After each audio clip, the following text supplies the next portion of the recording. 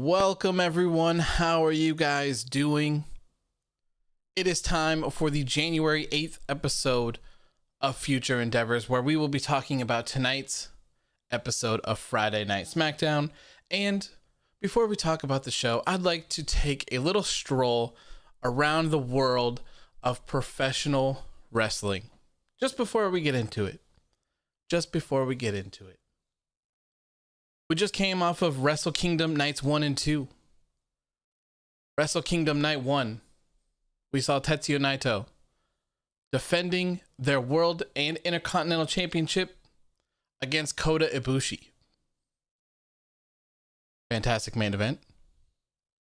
In Night 2, we saw Kota Ibushi defend his newly won IWGP Heavyweight and Intercontinental Championships. Oh shit, I do have the wrong picture. I'll change it in a second. I guess it's kind of fitting. It kind of fits. That was Night 2 of Wrestle Kingdom. On NXT this week, we saw Finn Balor defend his NXT Championship in a banger against Kyle O'Reilly. Also, on the same night, for AEW Dynamite's New Year's Smash, Night 1, we saw Kenny Omega defending his AEW World Championship against Rey Fenix. Later on in that show, to close it out, we saw members of the Bullet Club reunite, coming together once again for the big old Too Sweet to finish off the show. Oh, what's that you say? SmackDown tonight? SmackDown's main event? We're going to see the Universal Champion Roman Reigns defend his championship against everyone's favorite, not so favorite authority figure, Adam Pearce, at the Royal Rumble? Wow. Talk about incredible right there. Wow, my mind is just completely blown away. Oh, what's that? You wanted to talk about the Raw side as well? Okay, yeah, let's talk about Raw. Let's talk about Raw tonight. What's the Raw main event for the Royal Rumble? Drew McIntyre defending his WWE Championship against the one and only Goldberg. come on, man. What in the world is going on? What in the world is going on over there at WWE, man? We have seen too much good wrestling for this nonsense to be taking place. What in the world is going on? Who's smoking what? And where can I get some? That's what I need to know. That is what I need to know. What in the world is going on in this company? I thought that 2021 was going to be the change. Look at everything else that's going around in the world right now in professional wrestling, and then compare it to Raw and SmackDown. Absolutely blows me away. I do not understand it at all. At all. Hopefully there's a little bit of a swerve coming, which won't make it any better, but it'll at least make the Royal Rumble a little bit more tolerable to watch. Whew, I hope that I am right, but first of all, before we get into anything, let's go ahead and do that good old-fashioned roll call for everyone is here. Mark, how are you doing? Chloe, Obi James, Brian, Leroy, Hoodie, how you doing, my friend? Marcel, Alpha, Davion, Kevin, Matt Plays, Matthew, Warrior Nation, how you doing, my friend? Good to see you. Good to see you. Hope you guys had a great night. Vance, I see you here, my friend. We got Vinny Mac here as always. Cameron, nice to see you. Nice to see you. Ryan Hunt, thank you for stopping by. Alex, Cian, Brian, Vance, Adrian, Obi James, Mark, Michael, Nick, how are you guys doing? Hope you guys had a good Friday night. Marco, Josh is here. JVOJ, glad to see you. Glad to see you. Ooh, what an interesting show tonight. What an interesting show. And if you're here and you haven't already subscribed, please make sure to hit that subscribe button. We are on the road to 1,000. We are so close, so close. Somewhere about 120 away. Also, make sure to hit that like button as well. When the video gets published, it tells YouTube that we got some good old content here. Woo, good old content. All right. Genesis, how you doing, my friend? Good to see you again. Gauntlet match was good at the start. Absolutely. Absolutely. So let's go ahead and we'll just cut straight to the chase. All right. We will we'll cut straight to the chase. Let's just get to this main event here. Okay. The Gauntlet match, aside from the beginning and the very end, was very good. Very good. Not a big fan of seeing Sami Zayn lose in 10 seconds. I get it. I guess it's what they do with him. I still don't like it. It's really not what I am looking for. But, you know, seeing Nakamura run it was fantastic. As most of you probably know, I'm a huge fan of Shinsuke Nakamura. Huge fan of Shinsuke Nakamura. So to see him run this gauntlet, get wins over Rey Mysterio, Baron Corbin, Daniel Bryan, it was so good. So good. Leroy says, did Shinsuke Nakamura turn face or no? I would assume that this just kind of automatically makes him a face. He got beat up by Roman and Jay, so who knows? Maybe we'll see them revert back to the old Shinsuke Nakamura music. That would be pretty crazy to see. And just to lose to Adam Pearce. Yeah, man, I knew that was coming. I knew it was coming once he was announced for the match. So here's the real question. Do you actually think they will run Roman Reigns versus Adam Pearce for the Universal Championship at the Royal Rumble? Do you guys actually think that's going to happen? Or do you think something else is going to happen? You think there's going to be a swerve involved? I don't know what happens to Cesaro if Shinsuke's a face. I was kind of looking forward to see Cesaro in this match. I figured he'd be a good fit for it as well. Yeah, so it seems like you guys are kind of on the same path that I am on here. Oh, I see. Michael, Alex say yes. Say they're running it. Bill and Warrior are on my level as well. I think that somehow, some way, Adam Pearce is not going to be involved in this match, and Kevin Owens is going to be the one taking over for him. And I could see this happening. I could see this being put off until the day of the Royal Rumble, or even till like the very last second, or maybe even the show before. I don't see it being revealed anytime before that. There's no way. There's absolutely no way I feel like they're going to actually run Roman Reigns versus Adam Pearce for the Royal Rumble. I don't know about that. I don't know about that. I don't know how you do it. I don't know how you do it. Safa, how you doing, my friend? Good to see you.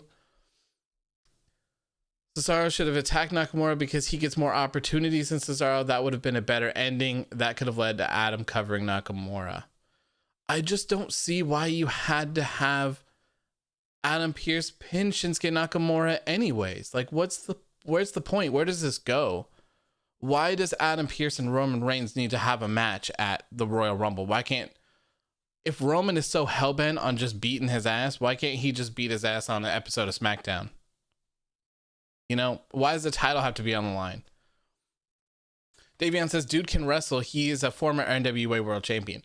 I'm not saying anything bad about his abilities or anything of such like that. I'm not taking away from his history or anything, but for us, for being on WWE, he is just a WWE official. Have they ever even alluded to him being a wrestler? Aside from, what was it, last week, where they kind of played into the history of Kevin Owens and Adam Pearce? Has that ever been, does anyone know if that's ever been mentioned before? Not that it really matters, but it's not anything about that. It's just that it doesn't make any sense, especially when you have someone like Shinsuke Nakamura, who was literally running this gauntlet. Like, I don't see why you just don't execute Nakamura and Reigns at the Royal Rumble. I don't know. Daryl says, what's good, AOW? I'm returning in a second. Got to clean first. No worries, my friend. Take your sweet time. We will be here. Kevin says, opinion on Sonya Deville being an official now. Yeah, I don't quite understand that. So what is the point of Adam getting a title shot? I have absolutely no idea. No idea. Maybe just filler so that they can get Kevin Owens off of TV with an injury, and they can just kind of maybe have something a little bit more fresh, I guess, for TV for a little bit. I'm not sure. Chloe says it was mentioned when Braun headbutted him. Okay, so they've alluded to it twice now, I would say. Twice. Shelva says, hey, AW, hey, how you doing, my friend? Welcome to the stream. Flavieto, how are you doing, my friend? Welcome. We are just getting started here. We're going on the main event. We're talking about the main event right now, right off the bat. Nakamura versus Roman would have stolen the show, possibly. Yeah, I would be pretty excited for a Roman Reigns versus Shinsuke Nakamura match. Absolutely. Especially for the Universal Championship at the Royal Rumble. Yeah, I think that would have been a good one. They also alluded to it tonight. Okay. How did Paul get to say Adam Pearce can wrestle in the match? Who was making the decisions around here? Another fantastic question, Matt. So in the beginning of the show, Roman Reigns said that Adam Pearce is the one booking the shows and making all of the matches lately. So you have that. But then you have the first match ending in a draw. And then you have no authority figure doing anything else. The match just restarts. Now you have Paul Heyman going in saying, when he's talking to Adam Pearce, that he pulled some strings because he knows the right people, which I'm assuming is like your Vince McMahon or something like that, who would probably have, you know, obviously a higher ranking than Adam Pearce. So he was able to do that. That's my guess on that one. Josh says, I've been hearing about Bray returning at the Rumble. Your thoughts on that? As long as The Fiend is not in the Royal Rumble, I'm totally fine with that. I do not want to see The Fiend inside the Royal Rumble. That does not fit him whatsoever. Firefly Funhouse, Bray Wyatt. Sure, fine, whatever. That's fine with me. Safa says all over their social media, WWE is saying Nakamura got robbed. Do you think this leads to Reigns versus Nakamura and then Reigns versus KO at the Chamber? It could very well be that way. Could very well be that way, or the other way around, where you could have KO be first. Something like that. Maybe something next week we'll see go into play with Shinsuke talking to Adam Pearce or something along those lines. Kevin says 3 faces of Bray at the Rumble. See, I don't want to see that, man. I don't want to see that. I don't think the Fiend fits into the Royal Rumble theme. I can't see the Fiend waiting for 30, walking out to the ring, and then like attempting to get thrown or attempting to throw people over the ropes and then getting thrown over. It just doesn't work because of his character. And then he certainly can't win it as well. So it really kind of depends on the bigger picture for Bray Wyatt and the Fiend. He's currently MIA because he was burned alive or set on fire. So that would be a really, really, really subpar return if you ask me. It will probably be a triple threat with Pierce, Owens, and Reigns. Maybe. I could see that. Maybe. Chloe says, my bigger question is, who's the stupid one? Roman, Vince, or Adam? I need the answers next week. I love that. When he was like, is Vince McMahon stupid? I was like, yes. Yes, he is. Like they should be piping in the yes crowd, the yes movement chants right now for this. It would have been perfect. Drake says Shinsuke looks so promising. How do they have something like that and have Nakamura look so strong, then boom, all the down the drain? I don't know, man. I don't know. And that's the frustrating thing, because I had saw, who said it? I think it was in an article somewhere. I can't remember who was the one that wrote it though. Basically, they said that the reason why they brought back Goldberg for Raw is because they felt like there was no one who could be a legitimate threat to Drew McIntyre. Okay. Whose fault is that? Whose fault is it? You don't have anyone that you feel like is a real challenger, so you have to call the old folks home and bring Goldberg out of retirement 2 times a year. What's the point? What does Goldberg do for Drew McIntyre? The answer is nothing. Nothing. It's the same way that the WrestleMania main event ended, where they say that, oh, WrestleMania continued after the show and Drew McIntyre defeated the Big Show as his first WWE Championship defense. It seemed like most people just looked at that and was like, huh? What? Like, what do you mean? Not that no one really saw that as like an impressive victory. Like, really? Really? So I don't understand this whole thing. And I don't think the outcome is going to be good as well. So it's stuff like this where you had Nakamura, right? Where they're like, damn, Shinsuke Nakamura, he's running this gauntlet. He's beating everyone. This is looking incredible. And then Adam Pearce wins. And I guess you could make the argument in saying that, well, Shinsuke didn't really lose to Adam Pearce, right? Because he did get beat down by the Universal Champion and by Jey Uso. So I can kind of understand the argument, but it's still very frustrating, to say the least, to see someone who's been booked terribly for so long finally get some shine, only for it to last for 20 minutes. Like I said earlier, though, I don't know where this is going. I guess we'll maybe find out next week. I still don't think that Adam Pearce is actually going to have a match against Roman Reigns at the Royal Rumble. At least not a singles match. Someone did mention it could be a triple threat. Maybe I could possibly see that happening. I don't know. My gut tells me that Kevin Owens will return at some point and he will be trying to get in and take Adam Pearce's spot. That's what I got. That is what I got. Marcel says, imagine Goldberg beats Drew and Adam beats Roman, everyone would quit watching WWE. Whew. Yeah, that would be brutal. That would be one brutal WrestleMania right there for sure. Vance, dude, for a second, I thought Nakamura versus Roman was officially happening, but I'm so mad now, literally. That is like giving a gift and then immediately taking it and slapping me. Yeah, there you go. There you go. The funny part about this match is that you actually called Nakamura getting pinned by Adam. I did, didn't I? I did. It's just WWE booking, man. It was going to be Nakamura or it was going to be Sami Zayn. So it was pretty much a nice little 50-50 chance that you had there. So the Gauntlet, they almost really didn't have a choice. The Gauntlet had to either be ran by Shinsuke Nakamura or Sami Zayn. That was the only way that they could have done it. They weren't going to have Adam Pearce pin Daniel Bryan. Are you crazy?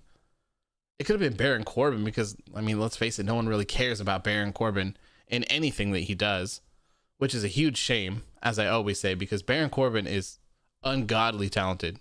To me, I think Baron Corbin is fantastic. It's just a real shame for him that he gets the really, really shitty gimmicks and the really, really shitty never-ending feuds. But other than that, man, I think he could be a promising main eventer. Vance says Jay White is pissed somewhere after watching this. Yeah, no kidding, right? No kidding. How you could watch something like this and be like, yeah, you know what? This looks pretty good. Especially Jay White just had a 48-minute main event at Wrestle Kingdom Night 2 with Kota Ibushi. Now, I'm not too familiar with how regular New Japan shows work and how long their matches are. I really only tune in for some of the bigger pay-per-views. But I can't imagine someone going from putting on 5-star 48-minute matches to 6-minute hokey finish matches. Can't see it. It would be pretty brutal. And I also can't see him being in NXT. I feel like NXT is way too crowded right now for someone else like the caliber of Jay White. Ideally, I would like to see him go to AEW. I know everyone says that, and it's yada yada yada. I'm not sure if any of this is true, to be honest. I have no clue if his contract is actually up at the end of the month. A couple of legit people have reported it, so it could very well be true, but I don't know. I haven't heard anything about AEW having any interest. It would be kind of difficult for them to sign him as well because, I mean, let's face it, they only have one show and they only have 3 championships that he could possibly contend for. Jay White is going to, if Jay White comes over to the US and he's in WWE or AEW and he's booked properly, I think he will be a star. That's the vibe I get from Jay White. I think he has what it takes. I certainly do. So I guess we'll see. If I had to guess, I would say that this is all a work and he will still be in New Japan after this. That's just my opinion though. Warrior says AEW needs more main event heels though. Yeah, I mean, the problem is that they have quite a few people and they haven't really established that line of main event and mid card, probably because, I mean, at least in Cody's words, the TNT Championship is not a mid card title. His words, like I said. So you kind of have to figure it out a little bit. I don't know. AEW booking certainly isn't perfect, but at least they kind of let people wrestle and they come up with contenders for their championships and stuff like this. You know, one of the things that I talked about at the beginning of the show tonight on Instagram was when they announced the show, right? Tonight's main event will be a gauntlet match to determine who will battle Roman Reigns for the Universal Championship at the Royal Rumble. Obviously, the participants are Daniel Bryan, Baron Corbin, Shinsuke Nakamura, Sami Zayn, and Rey Mysterio. What have any of these people done to earn a championship opportunity? The answer is nothing. Nothing. I don't want to linger on this or really complain about it too much, because I always say that I wish that they would just try to make contenders. So in my eyes, them just at least booking a match where we'll have a number one contender means the world to me. Means the world. Even though with the way that it ended and everything else was certainly not good, but at least there is a number one contender. Adam Pearce, of all people in the entire world. Oh God. Ken says, all right, hear me out about this Pearce stuff. Kofi got screwed out of his world title match against Bryan by Vince. Then they switched it and made Kofi win more compelling. It's an angle, I'm telling you. I hope that it is. I hope that it is. I really don't see Adam Pearce fighting Roman Reigns at the Royal Rumble. I don't. Someone else is going to take it. My first guess is Kevin Owens when he comes back from his fake injury. I'm really assuming it's going to be Kevin Owens. If not, somehow Shinsuke Nakamura will end up getting the opportunity. That's my guess. If they actually do run Adam Pearce and Roman Reigns at Royal Rumble, I'll be very disappointed. I'll be very disappointed. Flavieto says, do you think NXT Shinsuke is coming to come back? I hope so, man. I hope so. I'm a huge fan of Shinsuke Nakamura. The guy is incredibly talented. I will die on the hill telling everyone that Shinsuke Nakamura should have dethroned AJ Styles during the whole no speak English thing. That would have been it, man. That would have been it. That Shinsuke Nakamura was so good. If you get rid of all of the little shots of the little styles, you know, the pinchasas, the low blows, if you kind of get rid of all of those, man, that was great. That was great. How Shinsuke Nakamura has not been a WWE champion or a Universal champion really blows my mind. I think it's an angle. I think we are going to get a handicap match. Pearce and Uso versus Nakamura. Winner gets a title shot. Nakamura wins it. Interesting. I hope that this isn't the end for Nakamura and this wasn't just for this night. Because like I was saying, they only had two options here, really, if you ask me. They could have went Baron Corbin, but to me, the only obvious outcome was to have Shinsuke or Sami Zayn run the gauntlet and lose to Adam Pearce. That's what I'm thinking. But don't forget that just a week or two ago, Shinsuke Nakamura lost in 4 minutes to Otis, clean in a singles match. So who knows? They don't really follow up on their booking very well. Otis was nowhere to be found tonight. Nowhere to be found. Who knows? Carlito may return and take the title shot from Pearce. There you go, man. Dude, the Carlito fans. Oh my God. You guys came out of nowhere. I had no idea. It's been It's almost been a week. And I'm still shocked. I'm still shocked at how many people love Carlito. It's been almost a week since Carlito has not shown up on Legends Night, and people are still talking about it. And just a FYI, for those of you who don't know, I don't believe Carlito was ever officially scheduled for that. They advertised him in advance, and he supposedly said no. He wasn't going to travel all that way just to have a 30-second segment. Same thing for Candice Michelle. They booked her, or they didn't book her, sorry. They showed her in the promo videos, said that she would be there, and they never actually reached out to her. Very odd. Very odd. Pro Gamer says they better give Nakamura a Universal Championship match. Yeah, man. Shinsuke Nakamura should be some sort of world champion in WWE. It's time. Safa says, I love Nakamura, but this was so sudden. What happened to Cesaro? Why is he face now? Yeah, I mean, this is what they have to do in today's age where they don't book people well. So they have to take drastic measures, and they have to take them as fast as they possibly can so that they can get you to spots like this where it's like, okay, maybe Nakamura is a credible competitor, right? Maybe he is a threat. Who knows? Is it the beginning of Nakamania?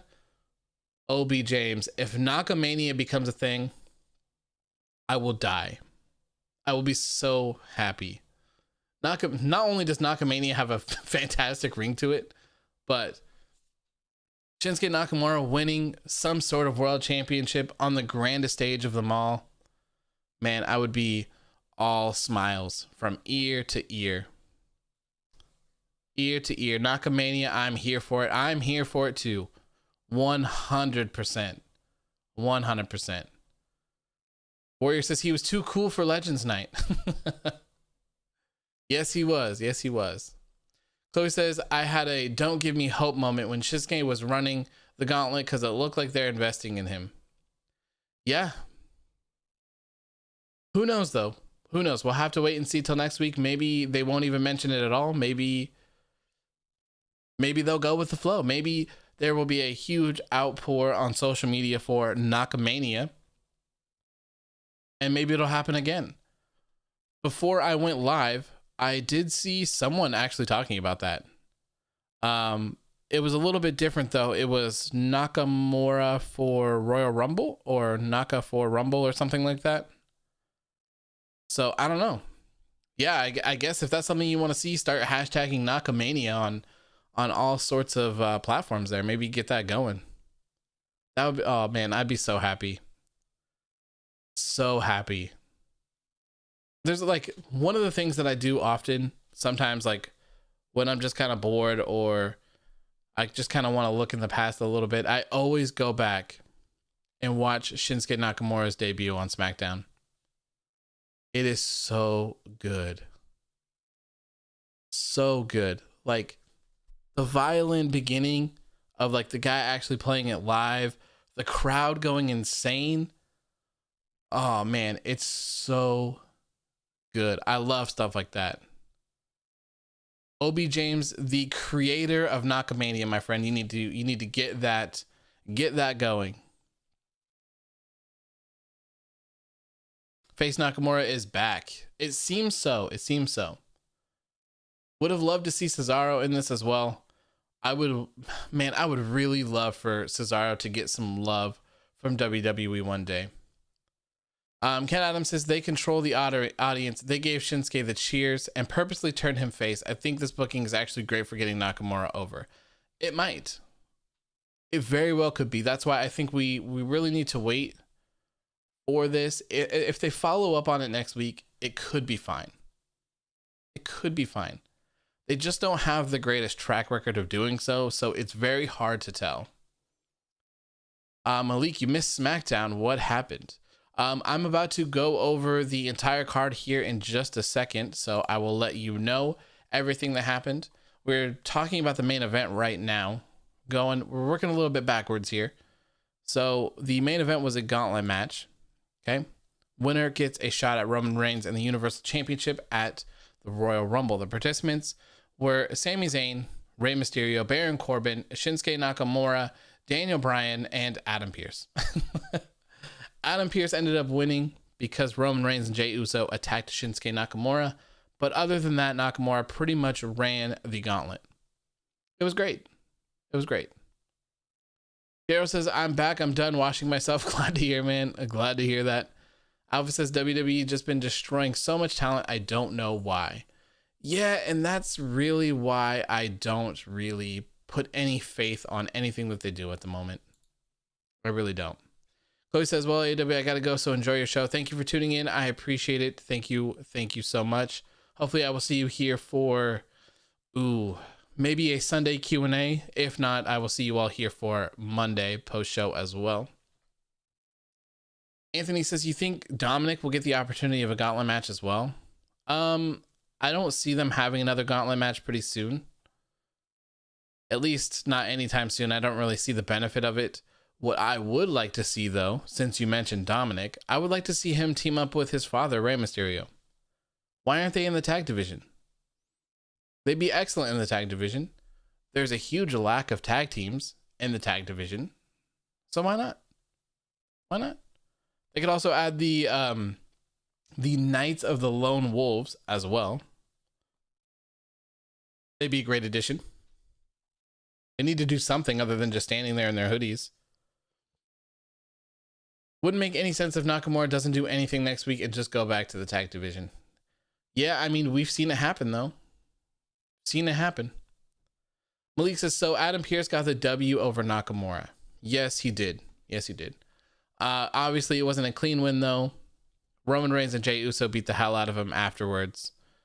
Roman is mad that Adam Pearce even had this gauntlet match because he says he wants to pick his own challengers, and he's not happy that Adam Pearce made the match between Kevin Owens and Jey Uso last week. So it seems like he's kind of punishing him or attempting to punish him, and he'll probably beat the hell out of him in a match if they ever do have one. But most of us think it's not going to happen. Most of us think that Adam Pearce is somehow going to get taken out, and it will either be Shinsuke Nakamura or more than likely Kevin Owens taking his spot. Leo says Nakamura needs more moments like this again in his WWE career. He does, man. At this point, a Royal Rumble win for Nakamura would be incredible. I still have my sights set on Daniel Bryan. I think Daniel Bryan versus Roman Reigns is the WrestleMania match this year. I really do. And honestly, I could even see, I don't think it's going to happen, but I could certainly see Daniel Bryan going over. The other, I guess since we're talking about it, I'll tell you. I feel bad. I'm sorry. I'm apologizing in advance, okay, for putting this bad juju into this world. I apologize, okay? On the Raw side of things, I have two predictions. So, here's prediction number one. At the Royal Rumble, Drew McIntyre will be defending his WWE Championship against the great old Goldberg. This match will end in a huge upset. I'm sorry to tell you, but we could very well see a new champion. We could very well see Goldberg be our new WWE champion. Now we have two different paths after this. Two different paths, okay? Goldberg has two matches every year. So, if he wins the championship, they have two options. They run it back at WrestleMania. This time, we have Goldberg defending his WWE Championship against Drew McIntyre. Drew McIntyre will defeat Goldberg, win his WWE Championship back, and kind of sort of reclaim his win. WWE seems to like to reclaim wins quite often. The second one kind of plays into what we heard even earlier. The first is still the same. Unfortunately, Goldberg defeats Drew McIntyre for the WWE Championship at the Royal Rumble. This leads to a double championship match. Double championship at WrestleMania. You have Roman Reigns defending his Universal Championship against Goldberg for the WWE Championship. Winner walks out with both straps. And I got Roman Reigns winning that one. Now, you have the biggest player in WWE TV right now, Roman Reigns, running both shows and being the ultimate championship. This is like Vince McMahon's wet dream. Putting both world titles on Roman Reigns. Oh man. This is like the greatest thing in the world for Vince McMahon. I could totally see it happening. And it would be a big deal. It's never been done. It would go on in the history books forever. Roman Reigns at the very, very, very top. Those are my two predictions. And I think both of them are very likely. In terms of WWE booking, for me, absolutely not. I would have Drew McIntyre just literally just squashing Goldberg. That's how I would do it. Buttery biscuits. Why hasn't WWE done anything about the absolute hate they've gotten over the old Goldberg thing? I mean, there's hate comments on every single YouTube, Instagram, you name it. I think that they think in their world that makes Goldberg a really good heel. That's my guess. I think they're like, ha ha ha, we're getting them. We're getting those losers. They have no idea we're so good. We're riling them all up. Bunch of dum-dums. Welcome back, La. How are you doing, my friend? Good to see you. H says, no, please. No, that is cool, but Drew is awesome wrestler. We don't need to do that. I know, I'm sorry. I'm sorry. I feel like that is a very possible outcome. Marcel says, oh yeah, all right, let me get the Vince voice going on here. That's such good shit. What a fantastic heel Goldberg is. Goldberg is the best. Roman Reigns holding the WWE Championship. Roman Reigns holding the Blue Universal Championship. Oh, it's so good. Yes. There you go. That is your Vince McMahon impression for the night. James says, what about the Royal Rumble winner? I have no idea. I don't know. Maybe they'll enter it and they'll be double booked. I don't know. Maybe the match will be a triple threat. I don't know. I don't know. Maybe they'll do some hokey thing and there will be no winner of the Royal Rumble. Maybe they'll eliminate each other at the same time. I have no idea. I can't believe this is the same company that produced New Year's Evil, says Safa. Absolutely. Absolutely. Van says, bye, folks, and good night, AOW. Sorry, I got to go early. No worries, man. Thank you for tuning in. I really appreciate it. Buttery says, knowing WWE Gronkowski is going to come out of nowhere and win the Royal Rumble. He was released, wasn't he? He asked for his release like almost immediately since he went back to playing football. The gold match against Drew McIntyre for WWE Championship. I'm going for Drew McIntyre. I think it's going to be a bloodbath. I think it's going to be a 3-minute finisher fest. Honestly. I heard that WWE wanted Kenny Omega too, but back in 2016, imagine the Cleaner getting pinned, that too by Adam Pearce. So I think that the Young Bucks talked about it recently, where they said that they were actually pretty close to signing with WWE before the whole AEW thing came into fruition. Supposedly what was going to happen was Kenny Omega and the Young Bucks were going to pretty much invade NXT, if I remember correctly. I'm not sure though. Not sure.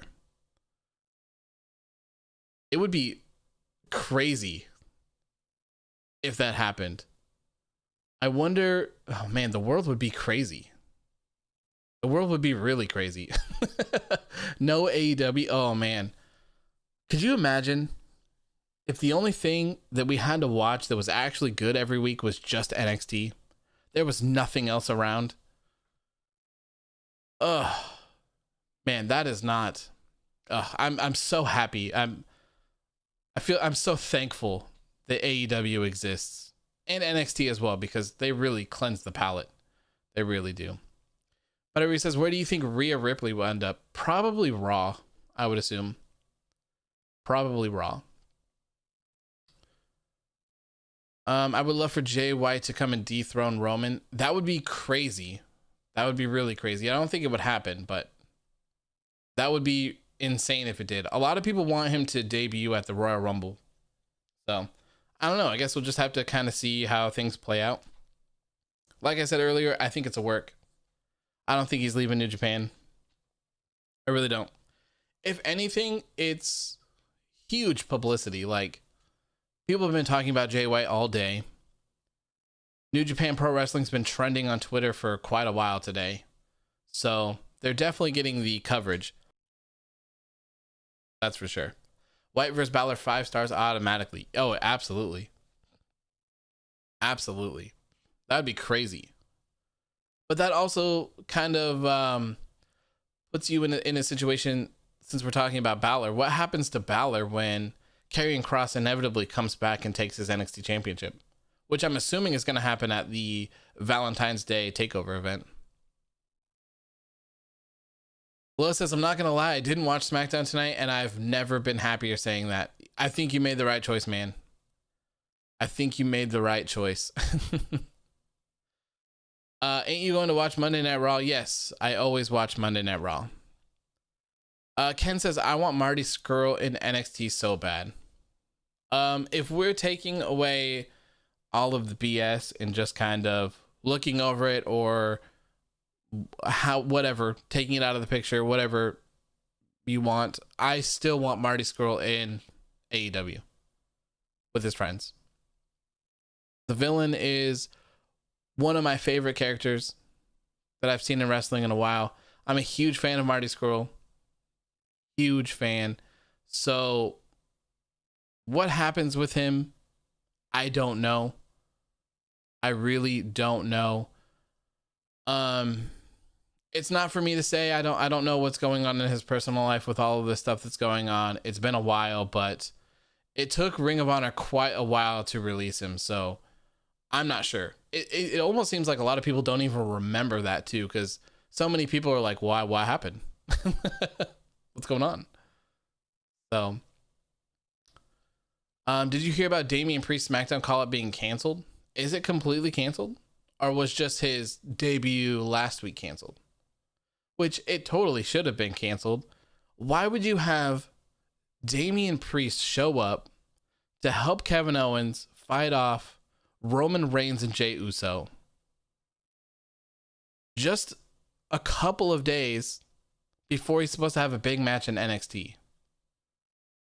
That makes absolutely no sense. Maybe they were trying to get that canceled as well, and that's inevitably why the Fight Pit got broken up, because of time constraints. I don't know. It doesn't really make sense. I wouldn't mind seeing Damian Priest on SmackDown, though. I think I've said it before. NXT is crowded right now. There's so many people in NXT. I hate to say it, because the WWE product is just so bad right now, but I really feel like the Undisputed Era needs to go up. They need to go to Raw or SmackDown, but they're just going to get ruined. So the faster that they can fix these products and so they can start bringing these people onto Raw and SmackDown and kind of clearing out the backlog of people in NXT that aren't doing anything, they really need to. I bet you anything that WWE will be doing the same thing as AEW, where Impact and AEW wrestlers appear. What do you mean with who? Who would they do that with, though? I don't see WWE working with anyone. They worked with Evolve for a little bit, and then they just bought them. They just bought them. They absorbed them, put all their stuff on the network, and that was about it. I think there's supposed to be a second NXT that comes out that's probably supposed to be kind of their Evolve.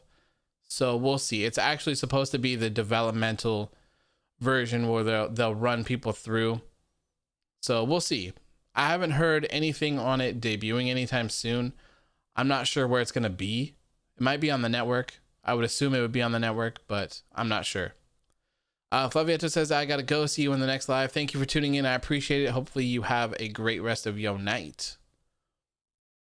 Ken Adams says, Scurll made a statement honest in the story and said he supported the movement and his situation was an honest mistake. Yeah, and it just depends on how the wrestling fans feel about it, to be honest. Every time I see Velveteen Dream or Austin Theory on my TV, my Twitter feed is lit up with people being very pissed off about them being on WWE TV. So Who knows? Maybe WWE doesn't care. Maybe NXT will take him. Maybe it's all blown over. Maybe it's cool now. I don't know. I could see AEW getting a lot of heat for that. I believe that Marty Scurll was in talks, or the Bucks wanted him to actually be the leader of the Dark Order originally. So we're still not quite certain what we're going to see happen with the Dark Order. Me personally, I would love to see the Dark Order continue, and I would love to see Rowan get signed to AEW, and I would love to see him be the one to lead them in the future and kind of not necessarily take over and replace Brody Lee, but more so continue on in his memory. Do what he was doing in memory for him, get those people over, and continue on. That's what I would like to see personally. But maybe that could be Marty Scurll. I don't know.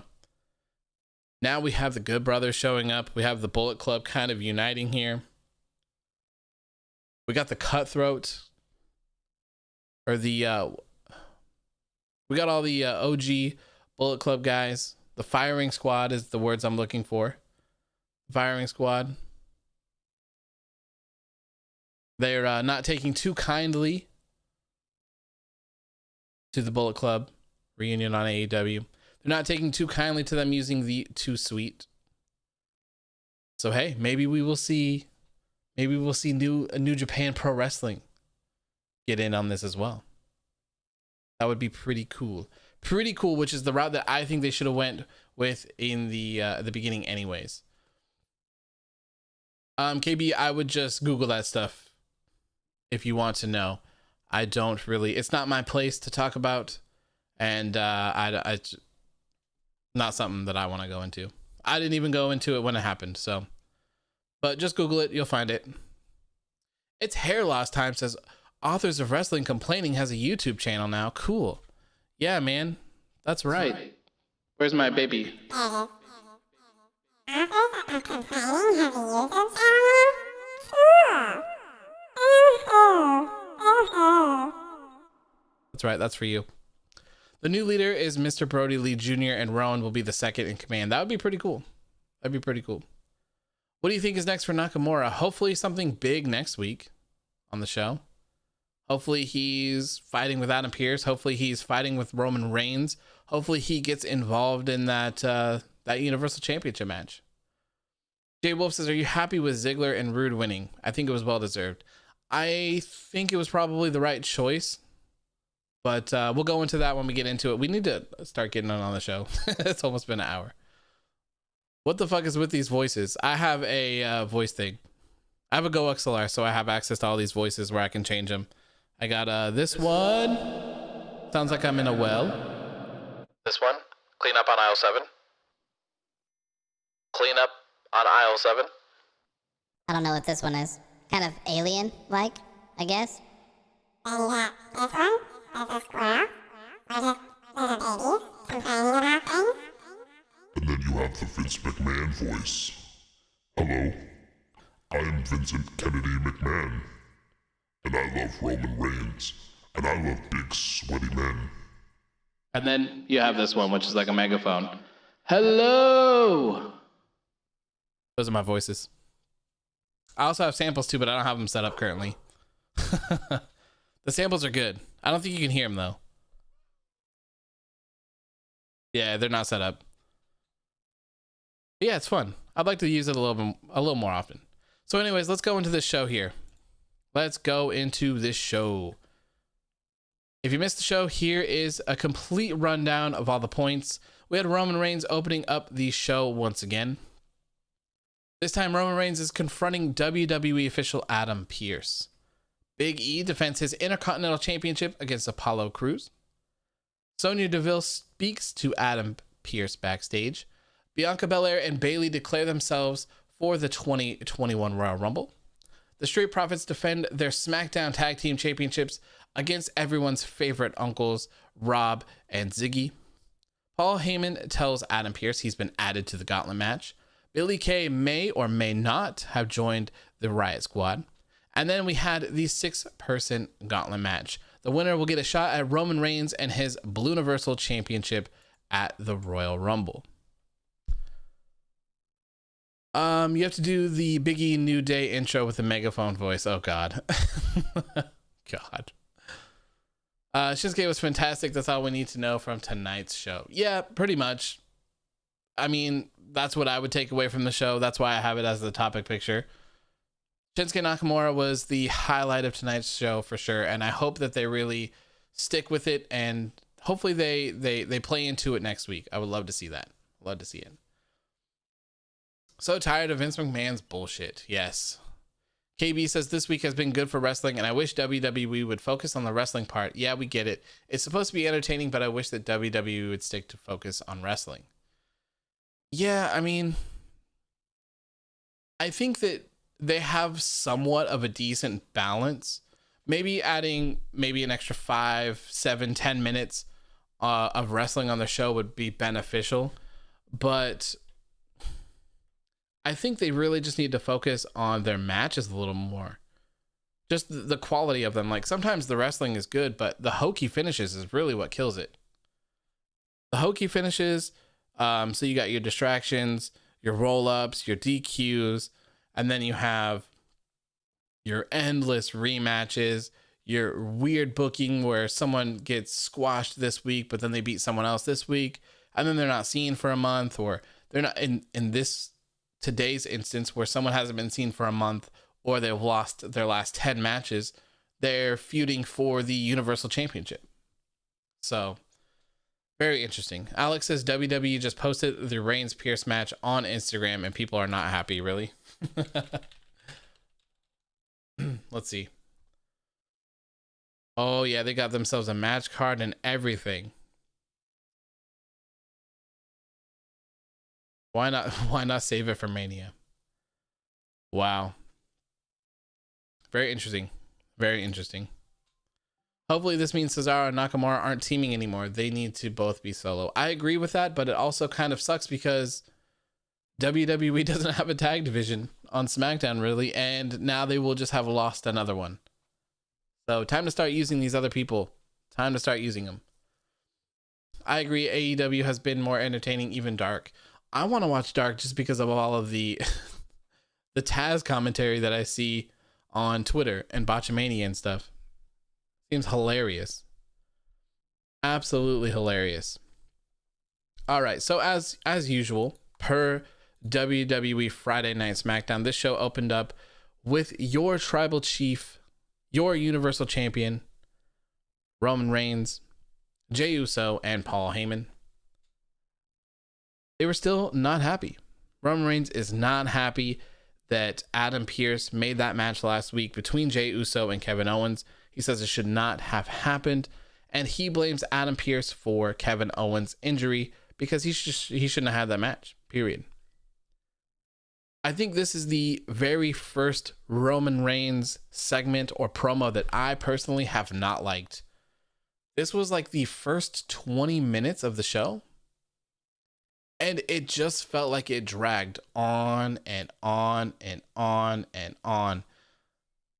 I'm not quite sure why. I mean, I guess we kind of saw why this happened. I don't think it needed to be this long, but kind of foreshadowing that him and Roman Reigns are going to be in the ring. So I guess you have that. Yeah, right. The quality, because AEW had 5-star match, and it just shows that it's possible we shouldn't just get the same WWE Universe mode finishes. Quality should come first. Yeah, man. You know what's funny? I don't know if any of you guys that watch the post show are into gaming or anything. I'm super into gaming. I do it a lot, and I actually am like, all I do in my life is like watch YouTube pretty much. It's always on in the background while I'm sitting here working, so I watch a lot of stuff. I was just watching a video from Chris Dank, the Dank Ops, Chris Danker or whatever, where he put his created character into a WWE Universe mode and just simulated it for a year.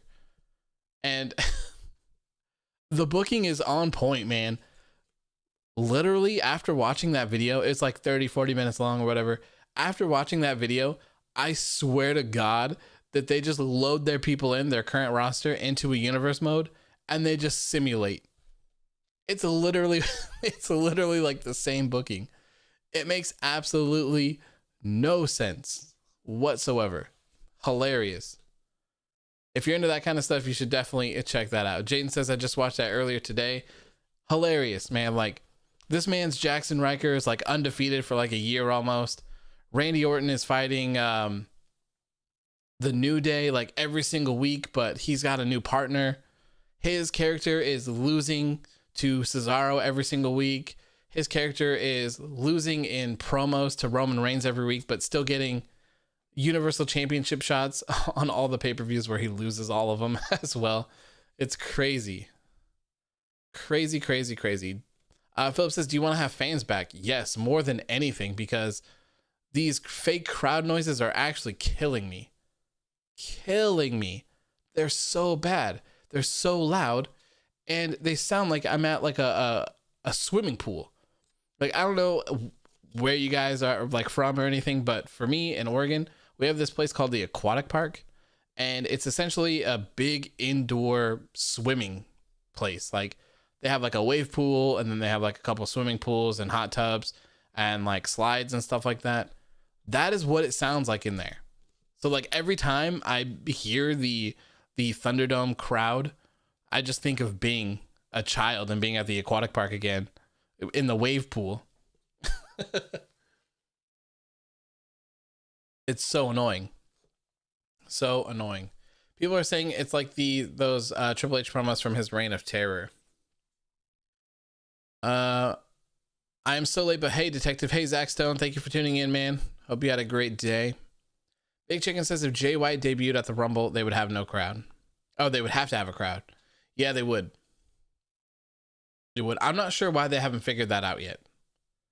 This Thunderdome thing, for me, it's not worth it. It's so bad. I see a lot of people too that don't actually watch wrestling, and they tune in and they're like, what the hell is this? What is this? This is so bad. The sounds, it's way too loud. It's always way too loud. If it wasn't so intrusive, I wouldn't mind it.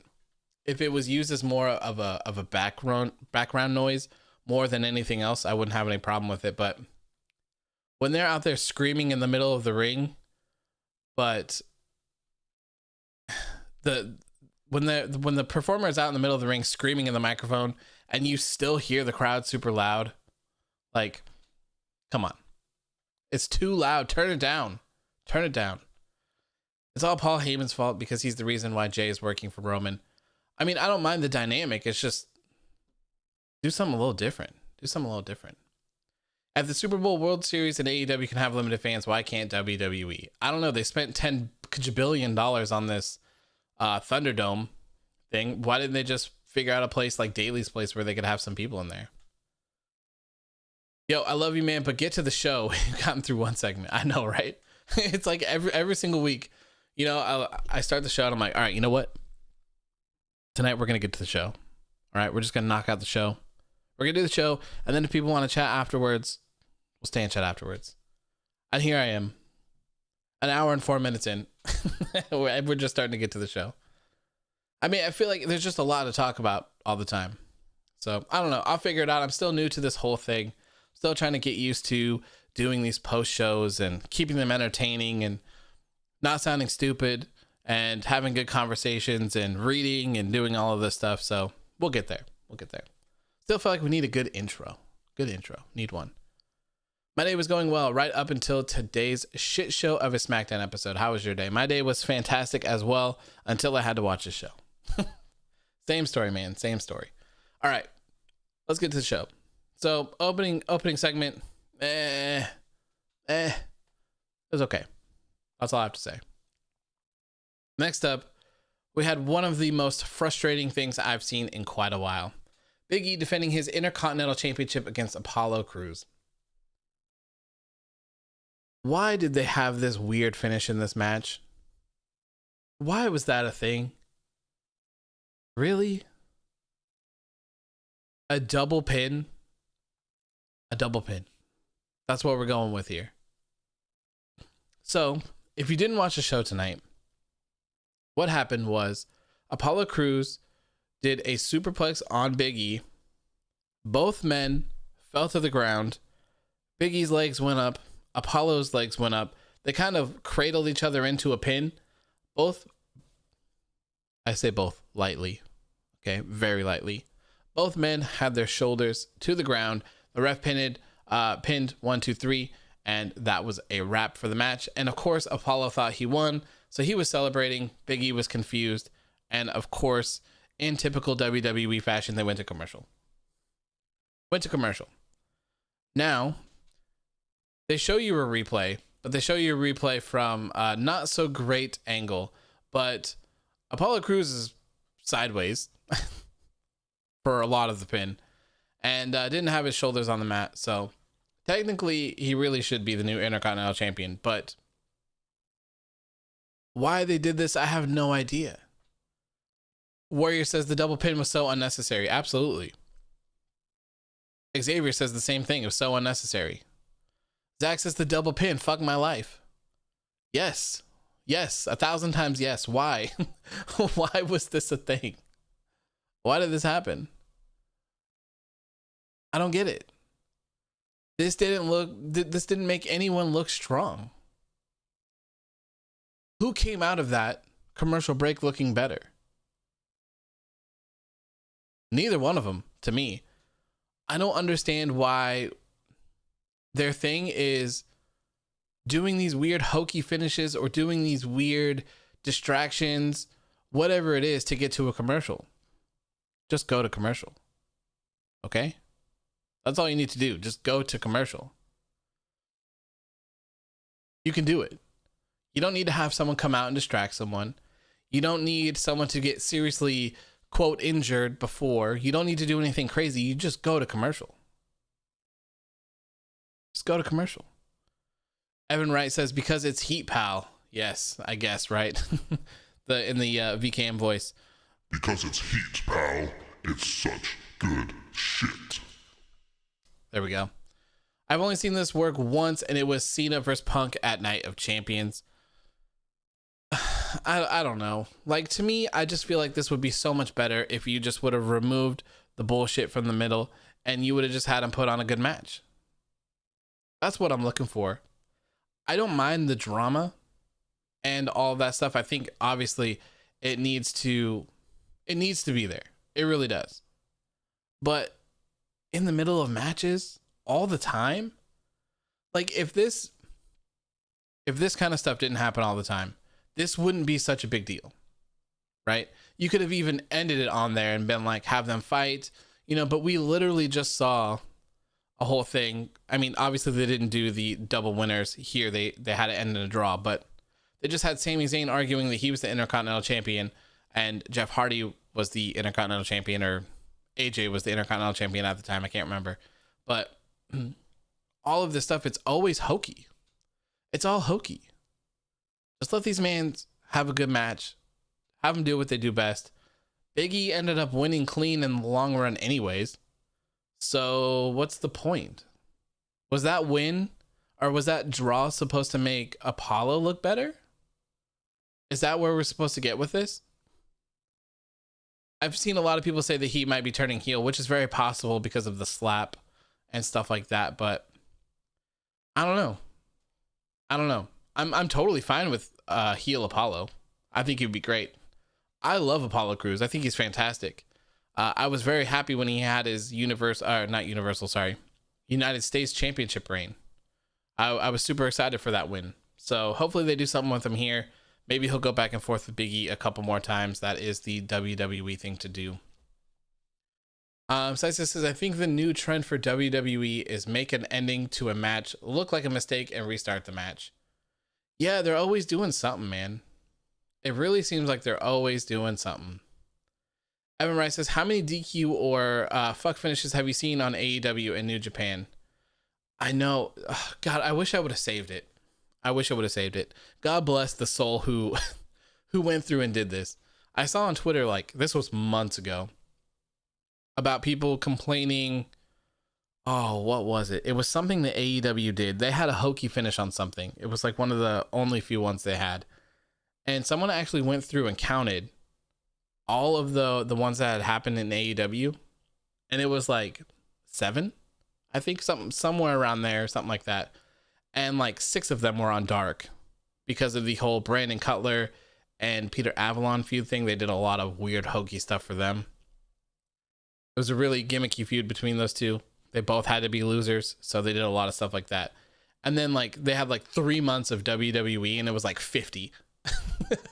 Like the comparison was crazy. I wish I would have saved it, but I didn't. God bless the soul that went through and did that, though.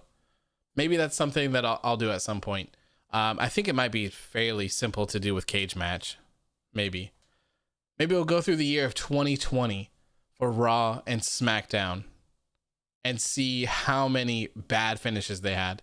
I'm also not quite sure if they actually label the finishes as just a pin when there's a distraction roll up or not. So I'll have to see. If anything, you could do disqualifications. So absolutely insane. Next up, we saw Sonya Deville return once again in a suit, and she's talking with Adam Pearce. This is the first time of the night where she insinuated that he would be in a match as well. And it kind of seems like she might be helping him out as GM. Or sorry, WWE official. My apologies. Don't want to get that messed up. So I'm not sure. What's going on. If they're going to have an assistant for Adam Pearce, I really feel like it should have been Billy Kay. They've already teased that. So I don't know why they didn't go that route.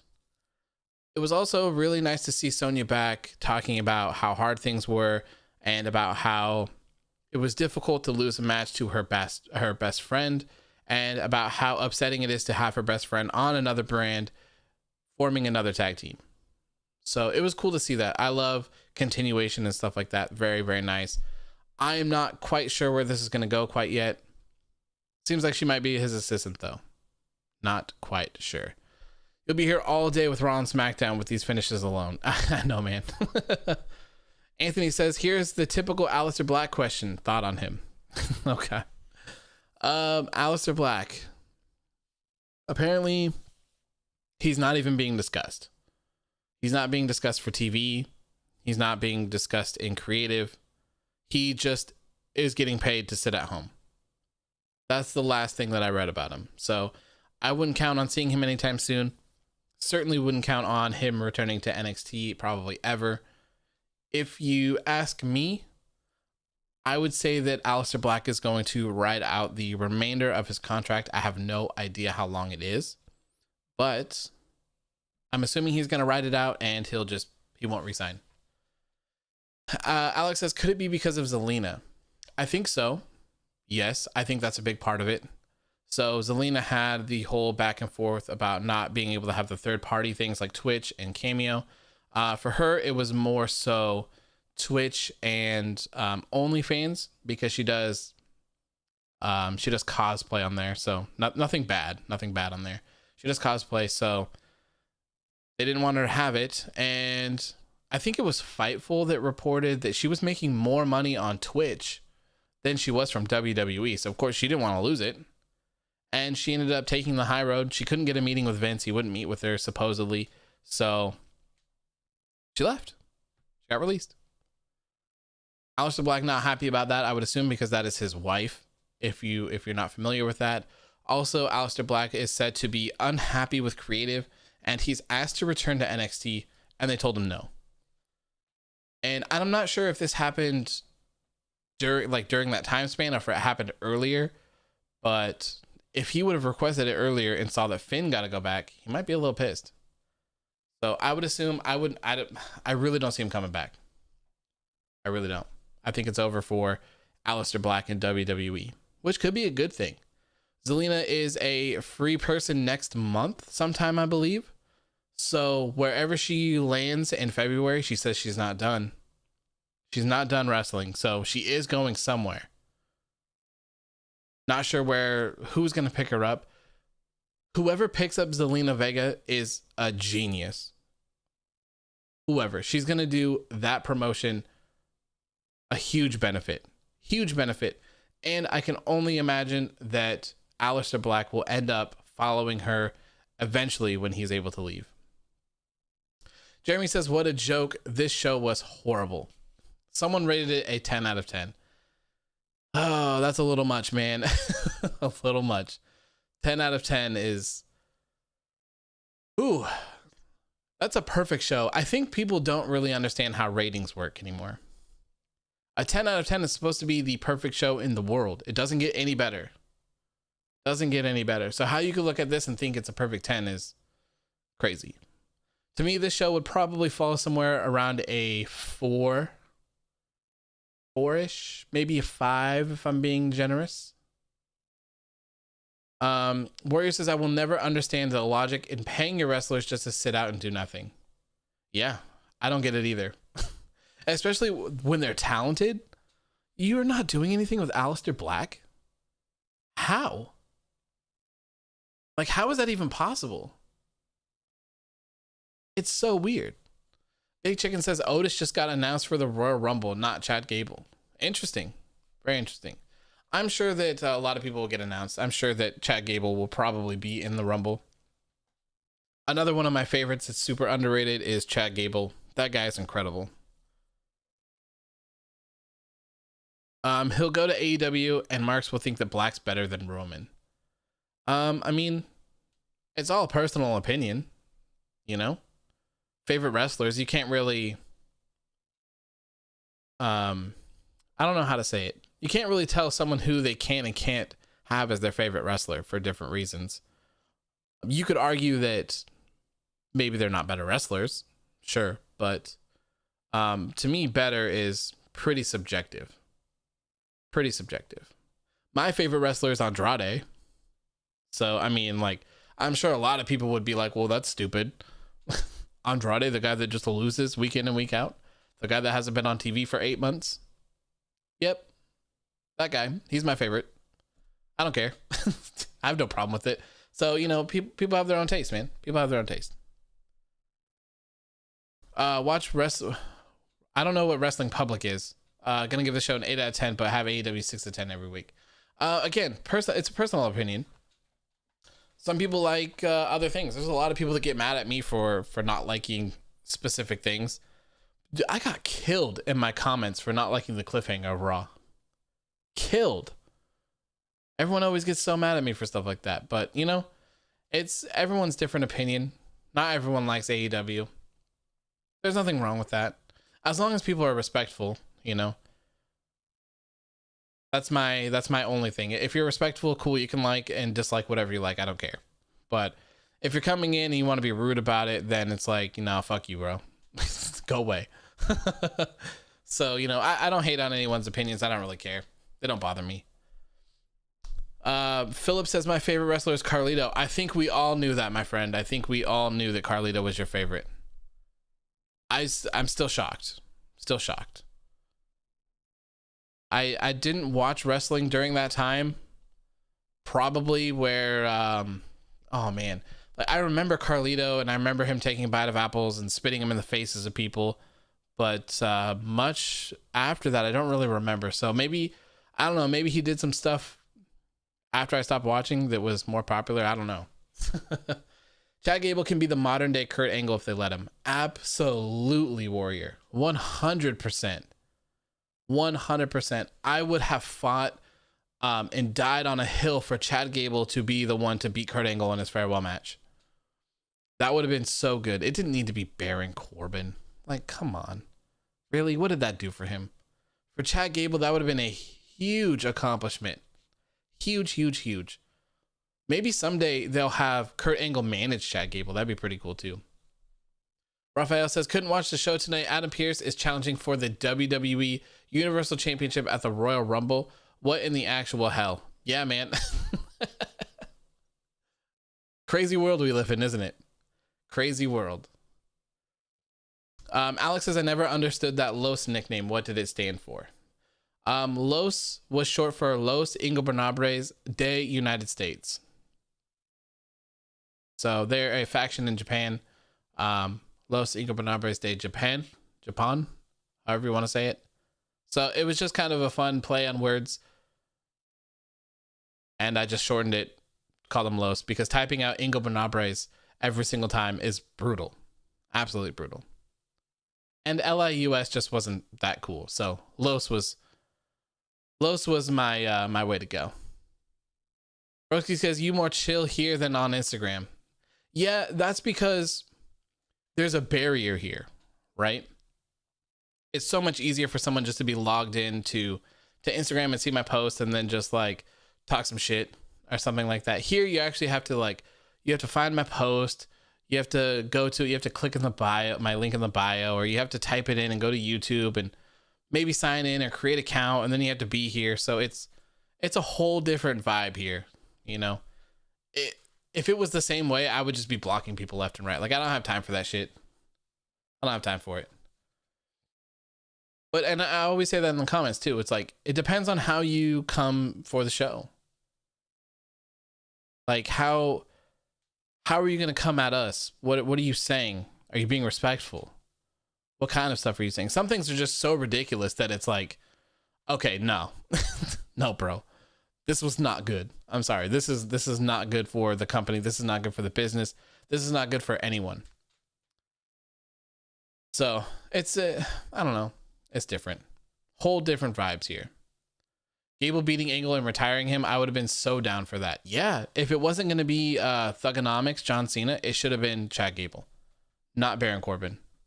Not Baron Corbin. LJ says, how hard is it to have good writing? And why are Andrade and Aleister Black not on TV? Andrade supposedly had surgery. What? I have no idea. Anthony says you forgot to bleep the bad words. The only bad words here are Goldberg. That's the only bad word that I need to bleep out. J Pop Nation says, I've been following you on IG for years. Thank you, my friend. I really appreciate it. Thank you for tuning in as well. Alex says the best thing here is that there are no bots. Yes. Thank God. Thank God, no bots here. Evan says, do you have a Discord or Discord account? Would be cool to build a community on there. I do have a Discord account. I do have a Discord set up. It is just not completely set up yet. I know I get asked every single week. I'm sorry. I apologize. I will get it set up. I will get it set up. So Evan, the whole goal here is to have the Discord set up so that people can actually join the voice chat and they can chat in with the show as well. I think it'll be great for these Sunday Q&A shows, and I think it'll be great for other people being able to kind of have a little spotlight and give their opinion about matches or shows or some sort of booking stuff. Oh, Raphael, yes, and yeah. That for me, that's not even a bleep word. That's just a word that doesn't exist. So you're just, it's illegal. It's just an illegal name. It's illegal. It doesn't exist. Illegal. Carlito was an Intercontinental Champion, and then he won the United States Champion, and he won the tag titles. Nice. Very nice. I think I saw his Intercontinental Championship win, but it gets very blurry. It's because of Chad Gable's height. They think he's a joke unless he's in a tag team. Yeah, I mean, who cares? I mean, if you have these other people that... let's compare them. I don't know if these are true. All right, let's look at Chad Gable. Okay? We're going to look at Finn Balor. We're going to look at Adam Cole. Okay? So Wikipedia says that Chad Gable is 5'8". Finn Balor is 5'11". Adam Cole is not 6 feet tall, but that's what Wikipedia says. Who else is short? How tall is Pete Dunne? Pete Dunne is 5'10". So he's not much taller than Chad Gable. I don't see a problem with it. I don't see a problem with it at all. I hope at some point Chad will have a big match at WrestleMania and have the Kurt Angle WrestleMania 22 entrance. I would love to see Chad Gable just get some love. I really would. Tyler Bate? Tyler Bate is 5'7", so he's a little bit shorter. Ali? Mustafa Ali. Mustafa Ali is 5'10", so like we're similar heights here. Lars Sullivan is not as tall as they make him seem. Lars Sullivan is 6'3". But when you put him next to someone like Braun Strowman, who's 6'8", he doesn't look that tall. My Andrade comment got taken down. What do you mean? What do you mean? Can I help you? Evan says, can I help you set it up? I'd love to help. Yeah, man, you're more than welcome to. Feel free to send me a DM on Instagram or Twitter, whatever you follow me on, and we can do it. Carlito's height? Carlito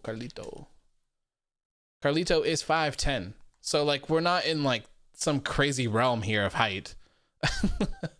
Rey Mysterio, Hornswoggle. Yeah. I mean, yeah, those guys, obviously. Rey Mysterio is a world champion. Come on. Carlito wins the Royal Rumble and challenges Roman and Drew in a winner-take-all match and wins. At this point, I feel like that's the best thing that they could do. I feel like they would have 10 million viewers on Raw and SmackDown if they put the straps on Carlito. Good Lord, everyone loves Carlito. Warrior Nation, Rey Mysterio is like their shortest wrestler, and he's still a multi-world champ. Height shouldn't be affecting any... Exactly. But Chad Gable deserves an opportunity. I would love to see him have a good Intercontinental Championship run. Me too, man. Intercontinental Championship, US Championship. I don't care. I think the man is extremely talented. They should definitely show him some love. You know what? I'm looking at this picture. Dana Bryan, another person who's probably pretty short. Dana Bryan's 5'10" as well. So is that the barrier? Those 2 inches? Can they just have Chad Gable put on a little bit bigger boots? Like, come on. Oh, God. Lars Sullivan versus Gold for the main event of WrestleMania. Sounds terrible. Sounds terrible. Sounds absolutely terrible. I wish I could wish the mid-card titles on my favorites, but those titles don't mean a damn thing. Yeah, unfortunately, they really don't, man. Hopefully, I mean, we're off to a terrible start here for Big E's Intercontinental Championship run, but hopefully they turn that around and my man has a good run and he can bring prestige back to that title, because they've just been dragging it through the mud. That and the United States Championship, while it's good for Bobby Lashley, they really haven't done anything with it either. So it's been kind of brutal. Daryl says, wait, you don't like Lars Sullivan? Me? No. I don't ever want to see Lars Sullivan on TV again, personally. And I say that with as much respect as you possibly can, I guess. I don't know. I'm not here to like piss anyone off or hurt anyone's feelings, but it is what it is. Dana Bryan said he's 5'8" in a Tough Enough episode in 2015, so him being 5'10" is crap. Yeah, it's probably lies. Adam Cole says he's 6 feet tall, so we all know that's not true. Why they lie about those, I have no idea. It doesn't matter. It really doesn't matter. So anyways, next up we saw a backstage segment here with Bianca Belair and Bayley.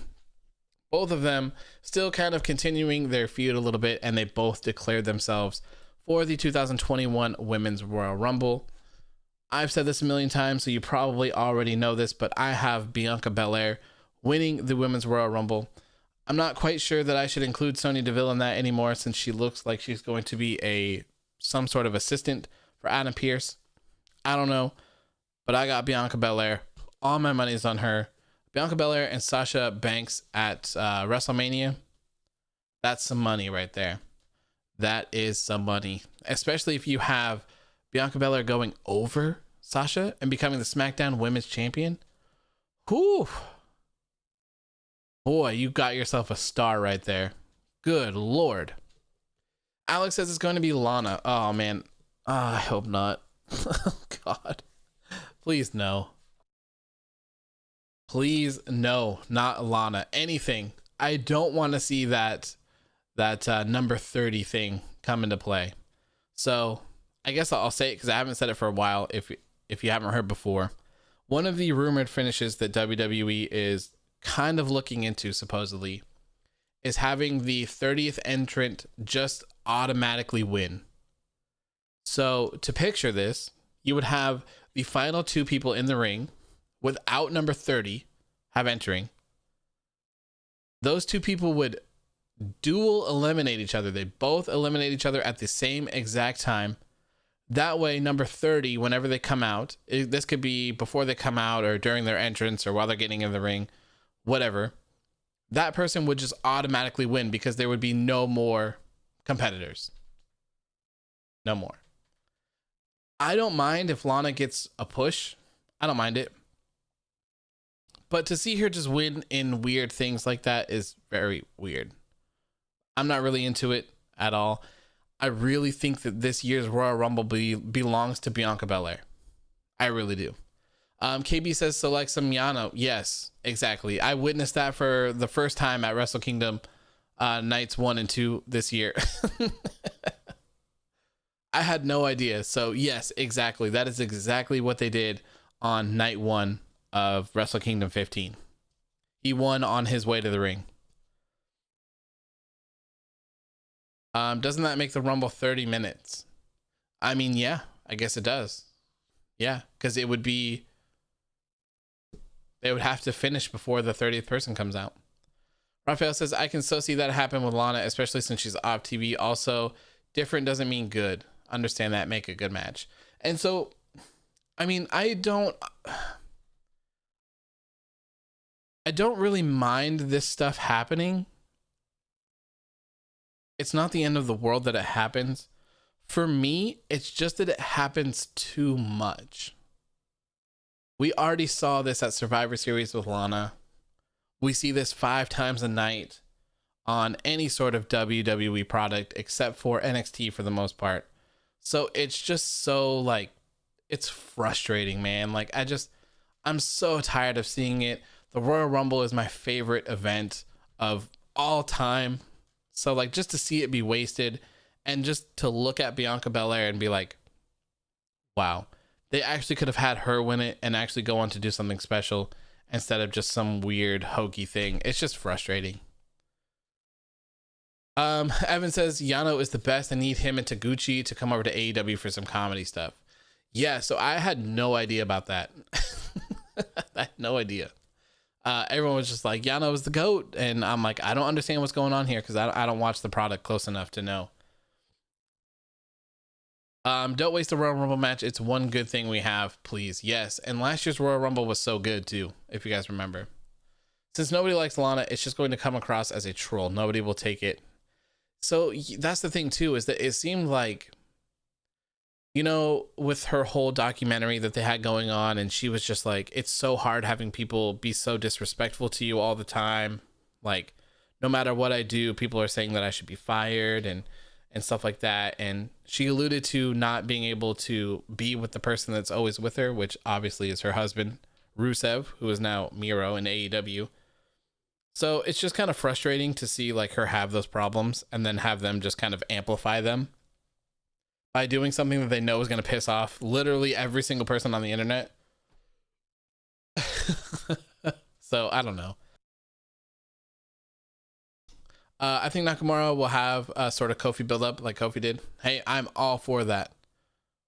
I'm all for that. If I think it was Obi James, if he's still here, he created the hashtag Nakamania. Nakamania. There you go, right there. I'm ready for Elimination Chamber.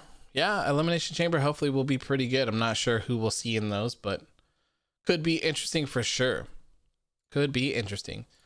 After that, WWE announced that Sports Illustrated named Sasha Banks the top superstar of 2020. So congratulations for that. Michael Cole also had no interest in screaming "It's boss time" tonight. He was just kind of like, "It's boss time. It's boss time." If you don't know, Sports Illustrated rated Sasha Banks the top superstar of 2020. That's the vibes right there from Michael Cole. We should try and get that going. It's worked in the past. Hey, I'm all for it, man. I will throw down on some Nakamania as well. All down for that. Alex Silver says Drew versus Gold 2. There you go. Hashtag that one. I'd be so far behind the Naka if he didn't lose to Otis in like 3 minutes. Yeah. That's what I'm saying, man. The booking is pretty brutal. Pretty brutal. It has to be followed up. You got to have some consistency. You got to. They did that with Natalya too. Natalya beat Bayley clean with a submission. And everyone's like, "Oh, this is the greatest thing ever. Like, you need to have respect for Natalya." And then guess what? Next week she lost in a minute and 30 seconds. Like, come on. Who's worse, Michael Cole or Josh Matthews? Probably Josh Matthews. I don't know though. Michael Cole literally just screaming all day, every day drives me insane. I've literally, every time that guy opens his mouth, I feel like he's literally just screaming at the top of his lungs. I don't know how Corey Graves sits next to him.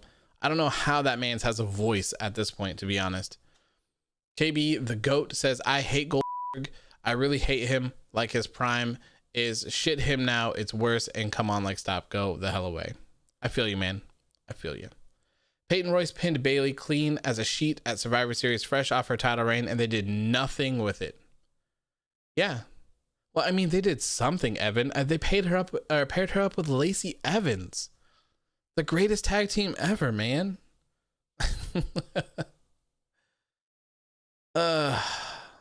Michael Cole back in the day was the truth when he was on commentary with Taz. Yeah, I liked that back in the day.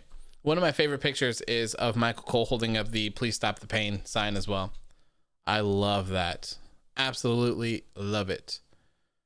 So next up, we had everyone's favorite uncles, Rob and Ziggy, challenging the Street Profits for the SmackDown Tag Team Champions.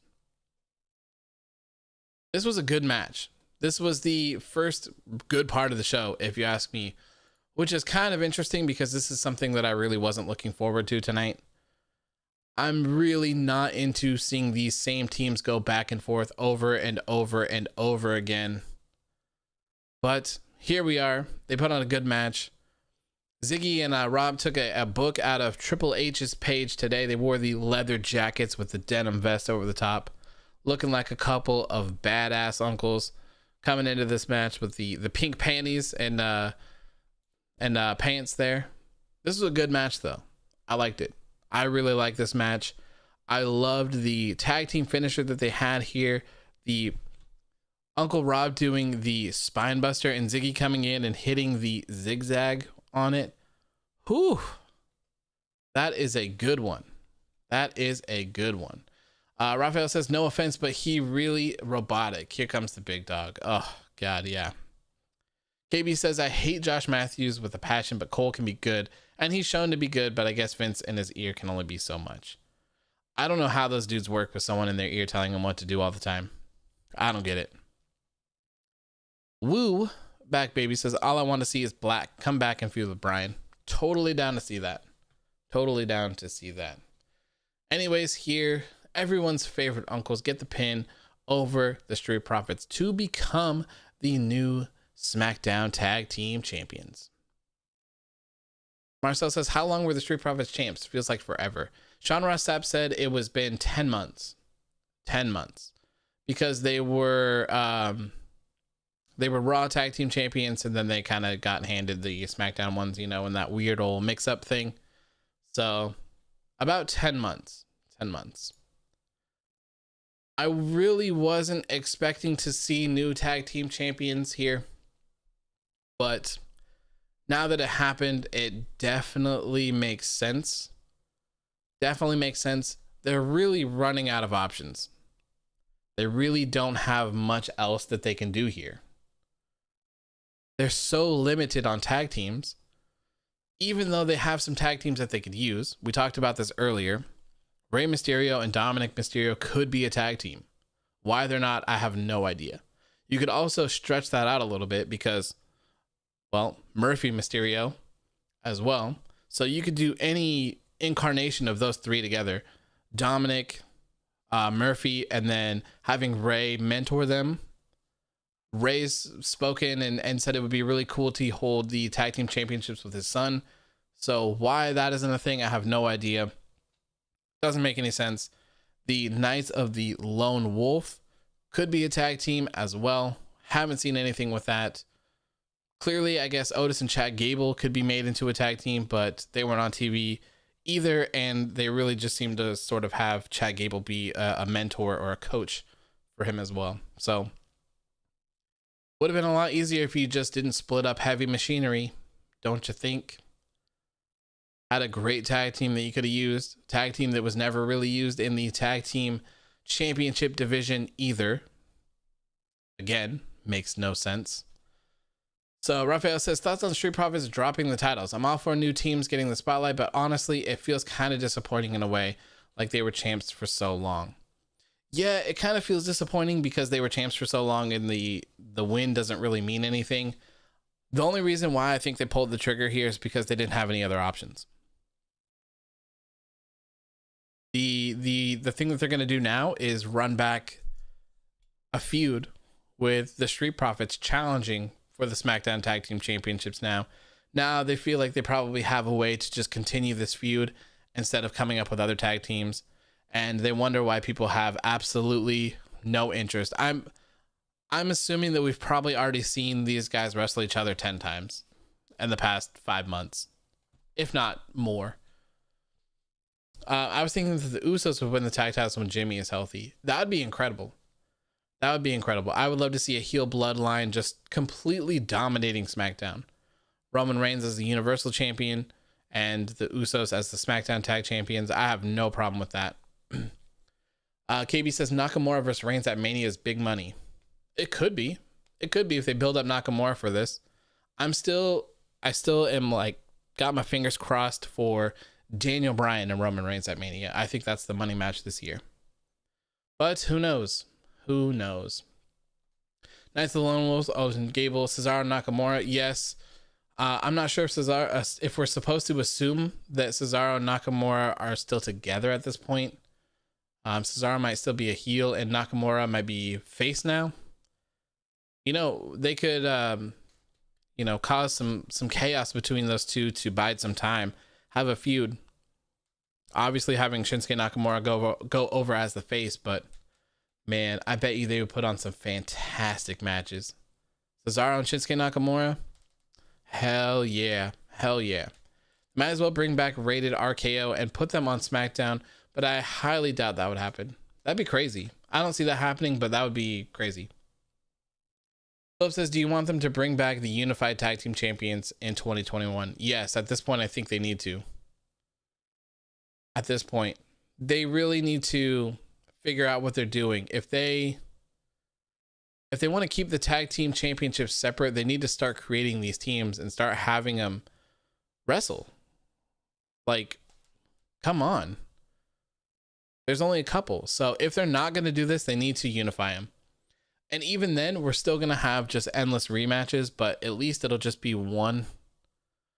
I don't know. I feel like their roster is deep enough where they can make tag teams. And I don't even think at this point people would care if they just were like, you know what? Tucker, he apologizes to Otis and they're going to be a tag team again. It's like, you know what? I don't even care. I don't care. I just want this to be fixed. I want this to be over and I want to move on. The Bloodline versus Undisputed Era. There you go. That would be a good one. That would be a good one. If Nakamura goes back to a face, I'll be so happy. I've wanted that for so long. Yeah, face Nakamura would be fantastic, especially with that entrance music back. Oof. Yes. Yes, yes, yes. Yes, then they could do a singles run with Cesaro and Nakamura. Yep. You could also build Nakamura as the New Japan Pro Wrestling star held down by WWE, and Roman Reigns would be the WWE Golden Boy like automatic money if you wanted to build it because it books itself. Everyone already has it. Absolutely. And Nakamura is so underrated by everyone. Like, everyone literally loves him. So you really couldn't go wrong with Shinsuke Nakamura and Daniel Bryan at WrestleMania. One of those two I think would be very fitting, as long as Daniel Bryan, they can do whatever they want with Daniel Bryan. He'll always be fantastic. Shinsuke Nakamura, not the same story though. So if Shinsuke is continued to be booked properly, even just as good as he was today, even though the ending was really bad, I could totally see Shinsuke Nakamura and Roman Reigns at WrestleMania, which we would rename Nakamania for sure.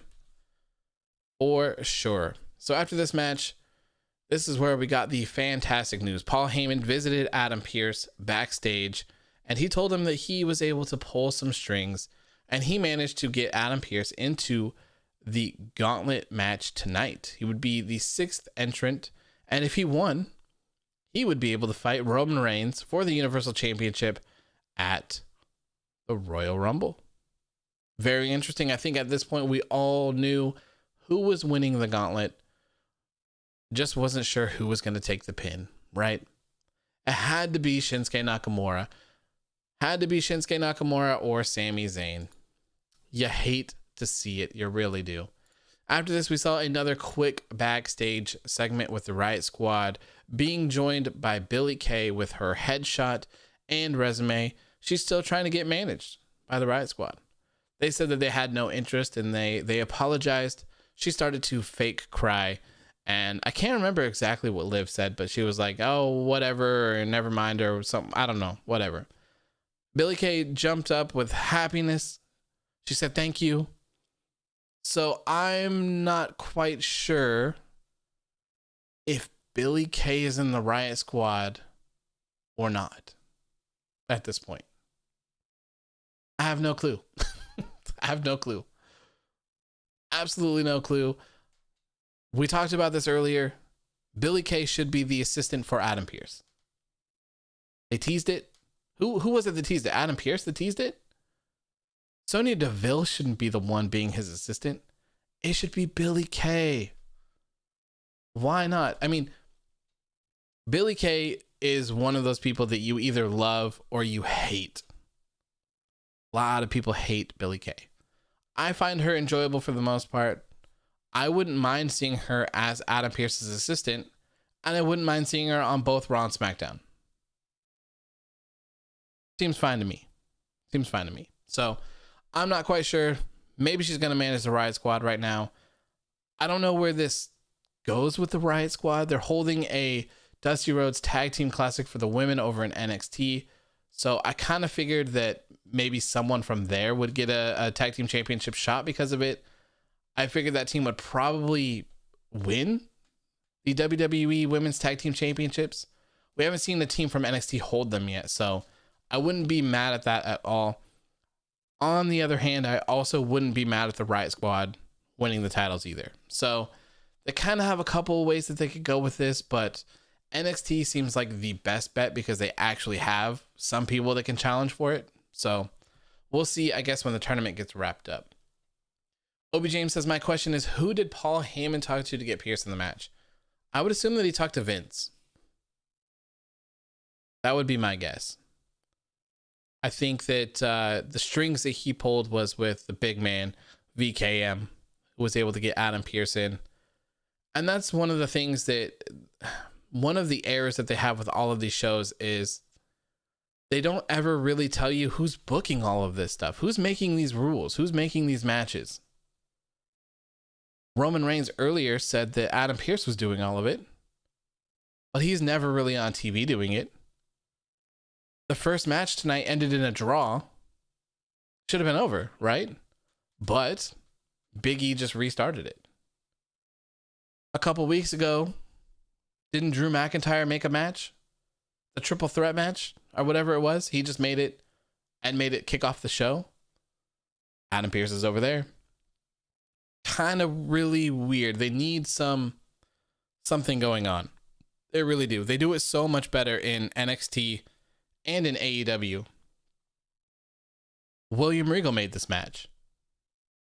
Hey, guys, it's official. William Regal just booked this match for NXT TakeOver. Hey, guys, it's official. Tony Khan just made this match official for next week's Dynamite. Why can't Adam Pearce make the matches? Why can't someone tell us?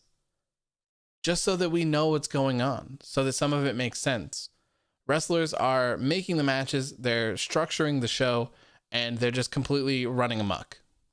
Makes no sense to me. It drives me insane. KB says, I still see Sonya bringing Mandy Rose come over to SmackDown to be Sonya's little bitch she tortures. Yeah, I guess maybe that would be a unique way to do sort of a wild card where you have Sonya being the assistant for Adam Pearce. That way she can float to both shows and she can get at Mandy that way. I'm actually not mad at that. I'm not mad at that at all. That's pretty clever. Pretty clever. Jaden says at this point, Snoop should jump back to WWE and challenge Roman. Hey, man. Absolutely. There you go. Warrior says William Regal is the best authority figure. He is. He's perfect William Regal is literally the perfect general manager, commissioner, authority, WWE official, whatever you want to call them. He does it perfectly. He's there when you need him, and he's not there when he's not needed. He's not overpushed. He's not taking away championships from people. He's not stealing people's thunder. He's not doing anything. He's just there when he's needed. If something's going down, he intervenes. He straightens everything out. He makes the match. Right?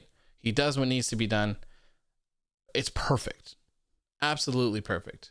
I think that Raw and SmackDown really need that as well. Really need it. And it probably should be someone famous, like a legend or something like that as well. I don't think Adam Pearce should be running both shows. But that's just me. I always believe that Raw and SmackDown should be completely different. Right now, they're the same shows. One has red ropes. One has blue ropes. That's pretty much the only difference.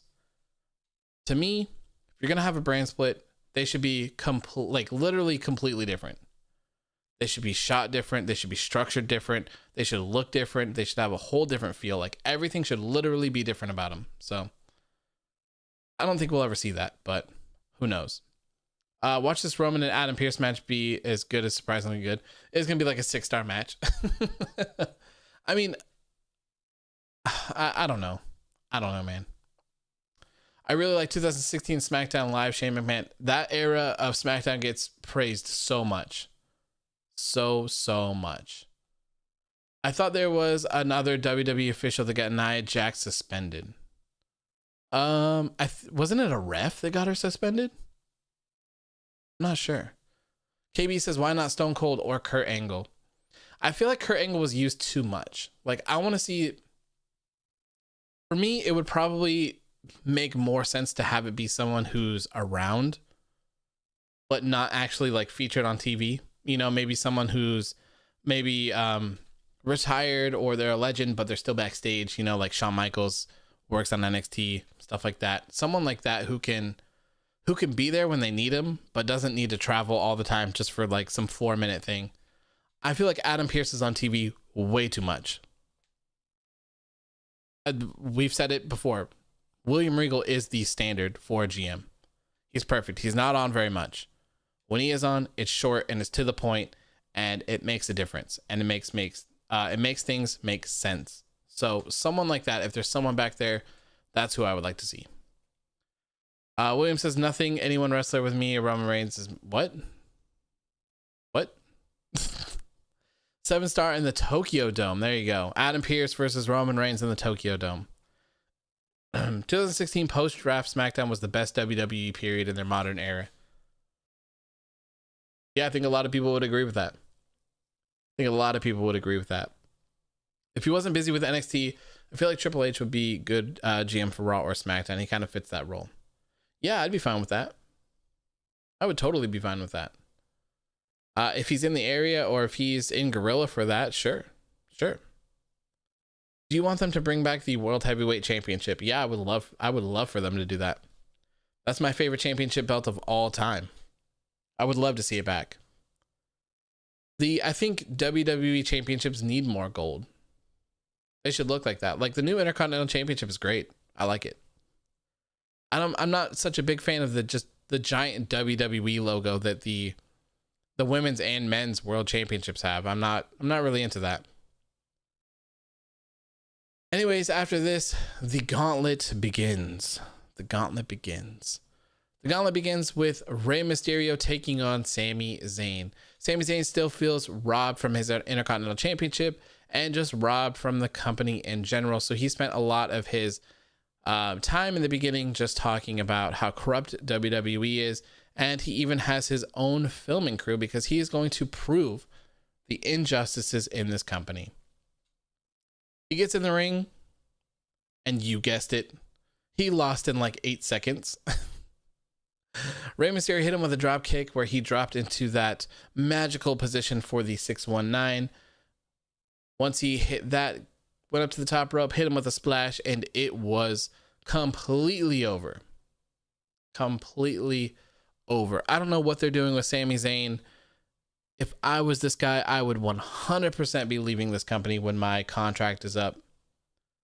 It's not good. It's not good. I don't like any of this stuff at all. I was not a fan of his Intercontinental Championship reign. I didn't like any of it.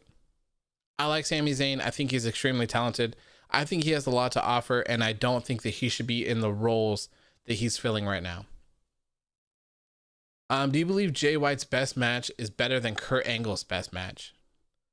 God, I don't know. I have no idea. You would have to tell me what Jay White's best match is, and then you'd have to tell me what Kurt Angle's best match is, and then I'd have to watch them. Because I wouldn't know either one of those off the top of my head. And I guess that's pretty subjective as well. Pretty subjective. Were you a fan of the WWE spinner belt? No, I do not like that championship. Chloe says, Sammy sounds like he's going to join Retribution. Oh, God. Oh, God, that'd be terrible. I got text here. Yeah, that would be... I don't want to see Retribution at all. Not at all. Do you believe the rumors that Zayn is leaving WWE? His contract is up this year. I could certainly see that. Warrior says Jay White and Kurt Angle's wrestling styles are in no way comparable. I can see that.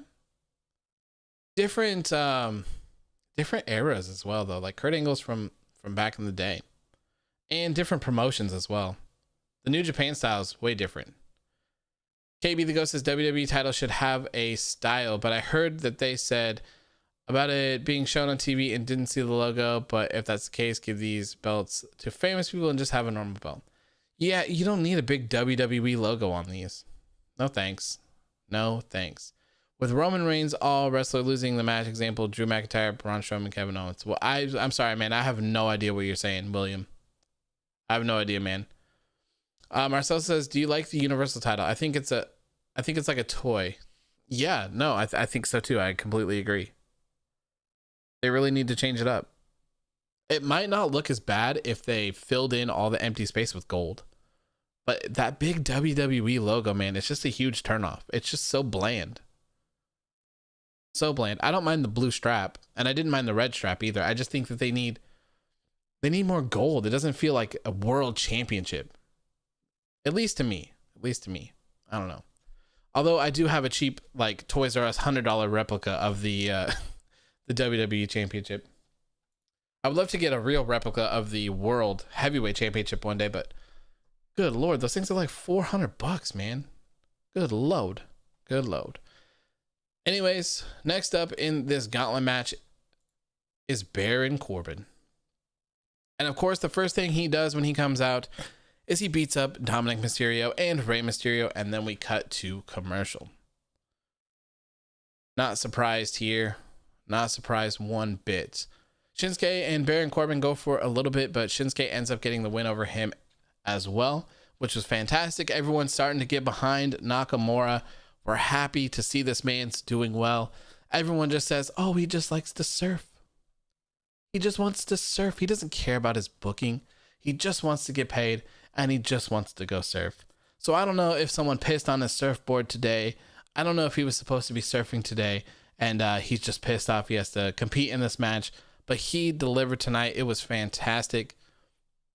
After he went through Baron Corbin, Daniel Bryan came out, and everyone was super excited for this. Daniel Bryan and Shinsuke Nakamura that's a big boy match right there. That is a big boy match. This was fantastic. This is the stuff that you just love to see. You love to see. And not only that, after the match, they shook hands. It was incredible. So good. I love to see stuff like that. Obviously, you can't do it all the time because it would just lose its value. But man, I loved seeing this. I loved it. I would love to see them go one-on-one again. I wouldn't mind it. Wouldn't mind it at all. KB says, my favorite type of belt is the World Heavyweight Championship and the old WCW. Yeah, the big gold. Big gold is the belt. That is my favorite of all time. The Undisputed Championship, not bad, not bad. Do you want them to bring back the Nexus, Justin Gabriel, Heath Slater, win the Unified Tag Team Champions? That's not going to happen, man. Heath is in Impact. Marcel says the AEW and IWGP World titles are the best looking belt titles in the business. I agree, man. Those ones are so good. They're so good. I need to post it still. But when Kenny collected the AEW World Championship and said he was collecting other ones, I made a Photoshop of the IWGP Heavyweight Championship on his other shoulder.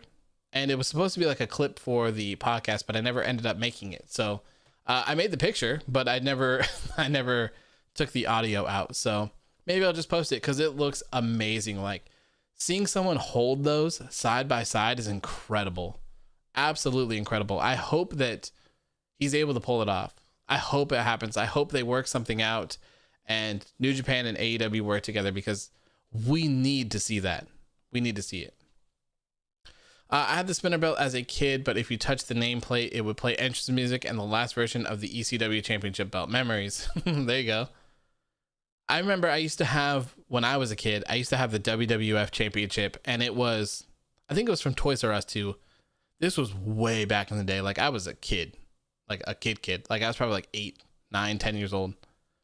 We had it, and my friends, we used to like wrestle each other when we were kids. And we broke it, of course. So we put tape on it and made it the Hardcore Championship. It was cool. It was fun being a kid back there and being into wrestling. It was so great.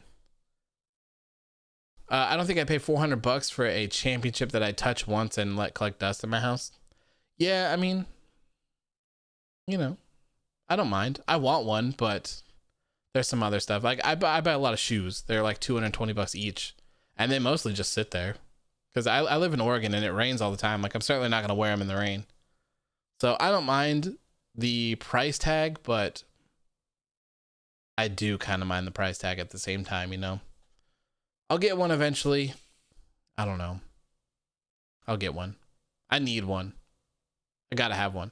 I would love to have an AEW World Championship and a IWGP Heavyweight Championship too. Like having all three of those would be so dope. That'd be super cool. Ring of Honor has a great world championship, but I was a fan of their old championship before this one. Let me see. Ring of Honor World Championship. I think, yeah, this one's not bad at all. I like this one. I think someone else has mentioned this too before, and I think the old one was 2015, wasn't it? Yeah, I like those. I like those too. Just gold. Gold on a black strap. Lots of gold. That's what a world championship is to me. Hold up, the spinner belt wasn't bad. It just didn't look good on a lot of people like Edge, CM Punk, and The Rock, but it looked great on John Cena, Triple H, and Orton. Yeah, I mean, it just wasn't for me. Wasn't for me. Do you want them to bring back Edge and then have another run as World Heavyweight Champion? I thought that was going to be what was going to happen at Royal Rumble.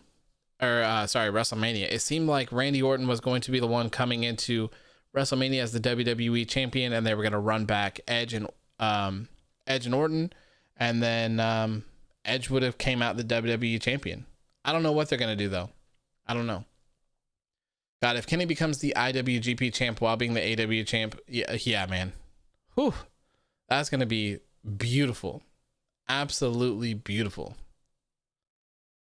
I had the early 2000s style Intercontinental Championship toy belt when I was like 4. And when I was 18, I bought the UK replica belt. Also grabbed an NXT replica. Ooh, I like the UK belts. Those are good ones. Those are good ones. Oh, Devil Hustle says it's boring. It's the worst channel. I'm sorry, my friend. I'm sorry. The spinner belt was fine, but certain people shouldn't have held it. Yeah, I mean, it was just a personal thing. I really just don't like the spinning aspect of it. It looks too thick to me. Like it just looks weird. I really like the belt on the Rock introduced, like the ones we have now, but it had more gold. Underrated. Yeah, if you want a beautiful looking championship, just put a lot of gold on it. Big gold plate. That is the recipe for success. So to finish up this main event here, as we had said, Shinsuke Nakamura beat Daniel Bryan clean. Right after this, they shook hands, and your tribal chief, your Blue Universal Champion, Roman Reigns, Jey Uso, and Paul Heyman came out. stared down Nakamura, and then they proceeded to get into the ring and beat him up. Very sad. Very sad after his epic run of the Gauntlet. We all knew it was coming, but none of us wanted to actually see it happen. They beat the living hell out of him, and then they had Adam Pearce come in, pin him for the 1, 2, 3. And there you have it. Ladies and gentlemen, Roman Reigns will be defending his Blue Universal Championship against everyone's favorite authority and not so authority figure, Adam Pearce, at the Royal Rumble. Absolutely insane. Michael says, appreciate you reading the chat. You're one of the most active I've seen within a hot second. That's what it's all about for me, man. That's what it's all about. I want to be super community focused. That is my goal of the show.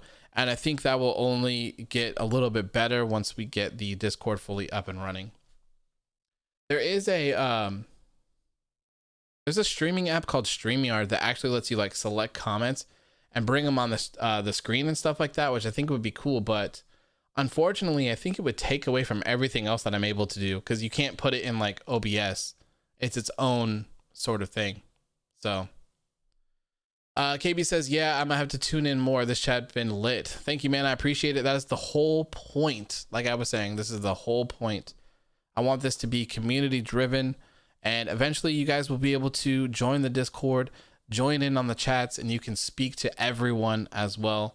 You can be a part of conversations, maybe some debates. We can have some people go over segments that they liked and didn't like and have them go to town, or maybe go to town against me on something that I liked or disliked. I think it'll be a lot of fun, as long as it's respectful, of course, because when it doesn't become respectful, then we got to stop. So that'll be done pretty soon, hopefully. I say that all the time, but who knows? I'm working on it. I'm sorry. I take back what I said about me not buying a belt because my basement is literally full with Colorado sports things. Yeah, I mean, everyone has the expensive things that they buy.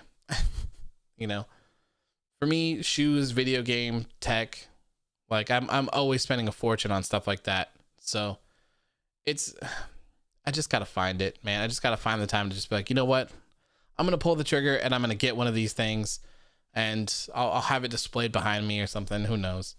I do want one though, but I want like my thing too is I want like a good one. The $100 Toys R Us one that I have sucks ass. It's terrible. So I want like a real nice one. Like I want it to be like heavy and be like high duty. So even if it's more than $400, I don't really care. But at some point I will get one. Royal Rumble, Roman Reigns versus Adam Pearce. Yes, there you go. It is official. WWE has even posted it on their Instagram and probably Twitter as well. It is going down. So that is going to do it for me tonight, guys. Thank you so much for tuning in. Almost 2 hours and 10 minutes on this one. I really appreciate it. I will be here possibly on Sunday for a Q&A where we'll just kind of hang out, talk about anything and everything. Also, since you were here, a little sneak peek, I do have a code for Impact's Hard to Kill to give away. Fight reached out, so we have that to give away. I think I'll be starting that on Tuesday during Impact. And I'm not going to be covering the show, but I will be covering like any of the AEW stuff that happens. Also, we'll be probably doing a Hard to Kill post show. Probably. So look forward to that as well. Goldberg and Pearce getting title matches on the same show. Yes. Crazy world we live in, huh? So from my understanding, you've lived through the Attitude Era, Ruthless Aggression Era, and PG Era. Which was your favorite? Attitude Era, for sure. I was a kid during the Attitude Era, but it was great. The childhood memories were fantastic. The shows were so much better back then. So we'll see. Maybe one day we'll get back to greatness of that. Where did Drew and Roman go from here? I don't know, man. I guess we'll see after the Royal Rumble. Anyways, thank you guys for tuning in. I'm going to head out now. If you haven't already subscribed, please make sure to hit that subscribe button. Also, make sure to hit the like button as well, since it's about to go off the air. I really appreciate it. And I will see you all on Sunday. If not, I will see you all on Monday for the Raw post show. Have a good rest of your night, and I will see you soon. Peace.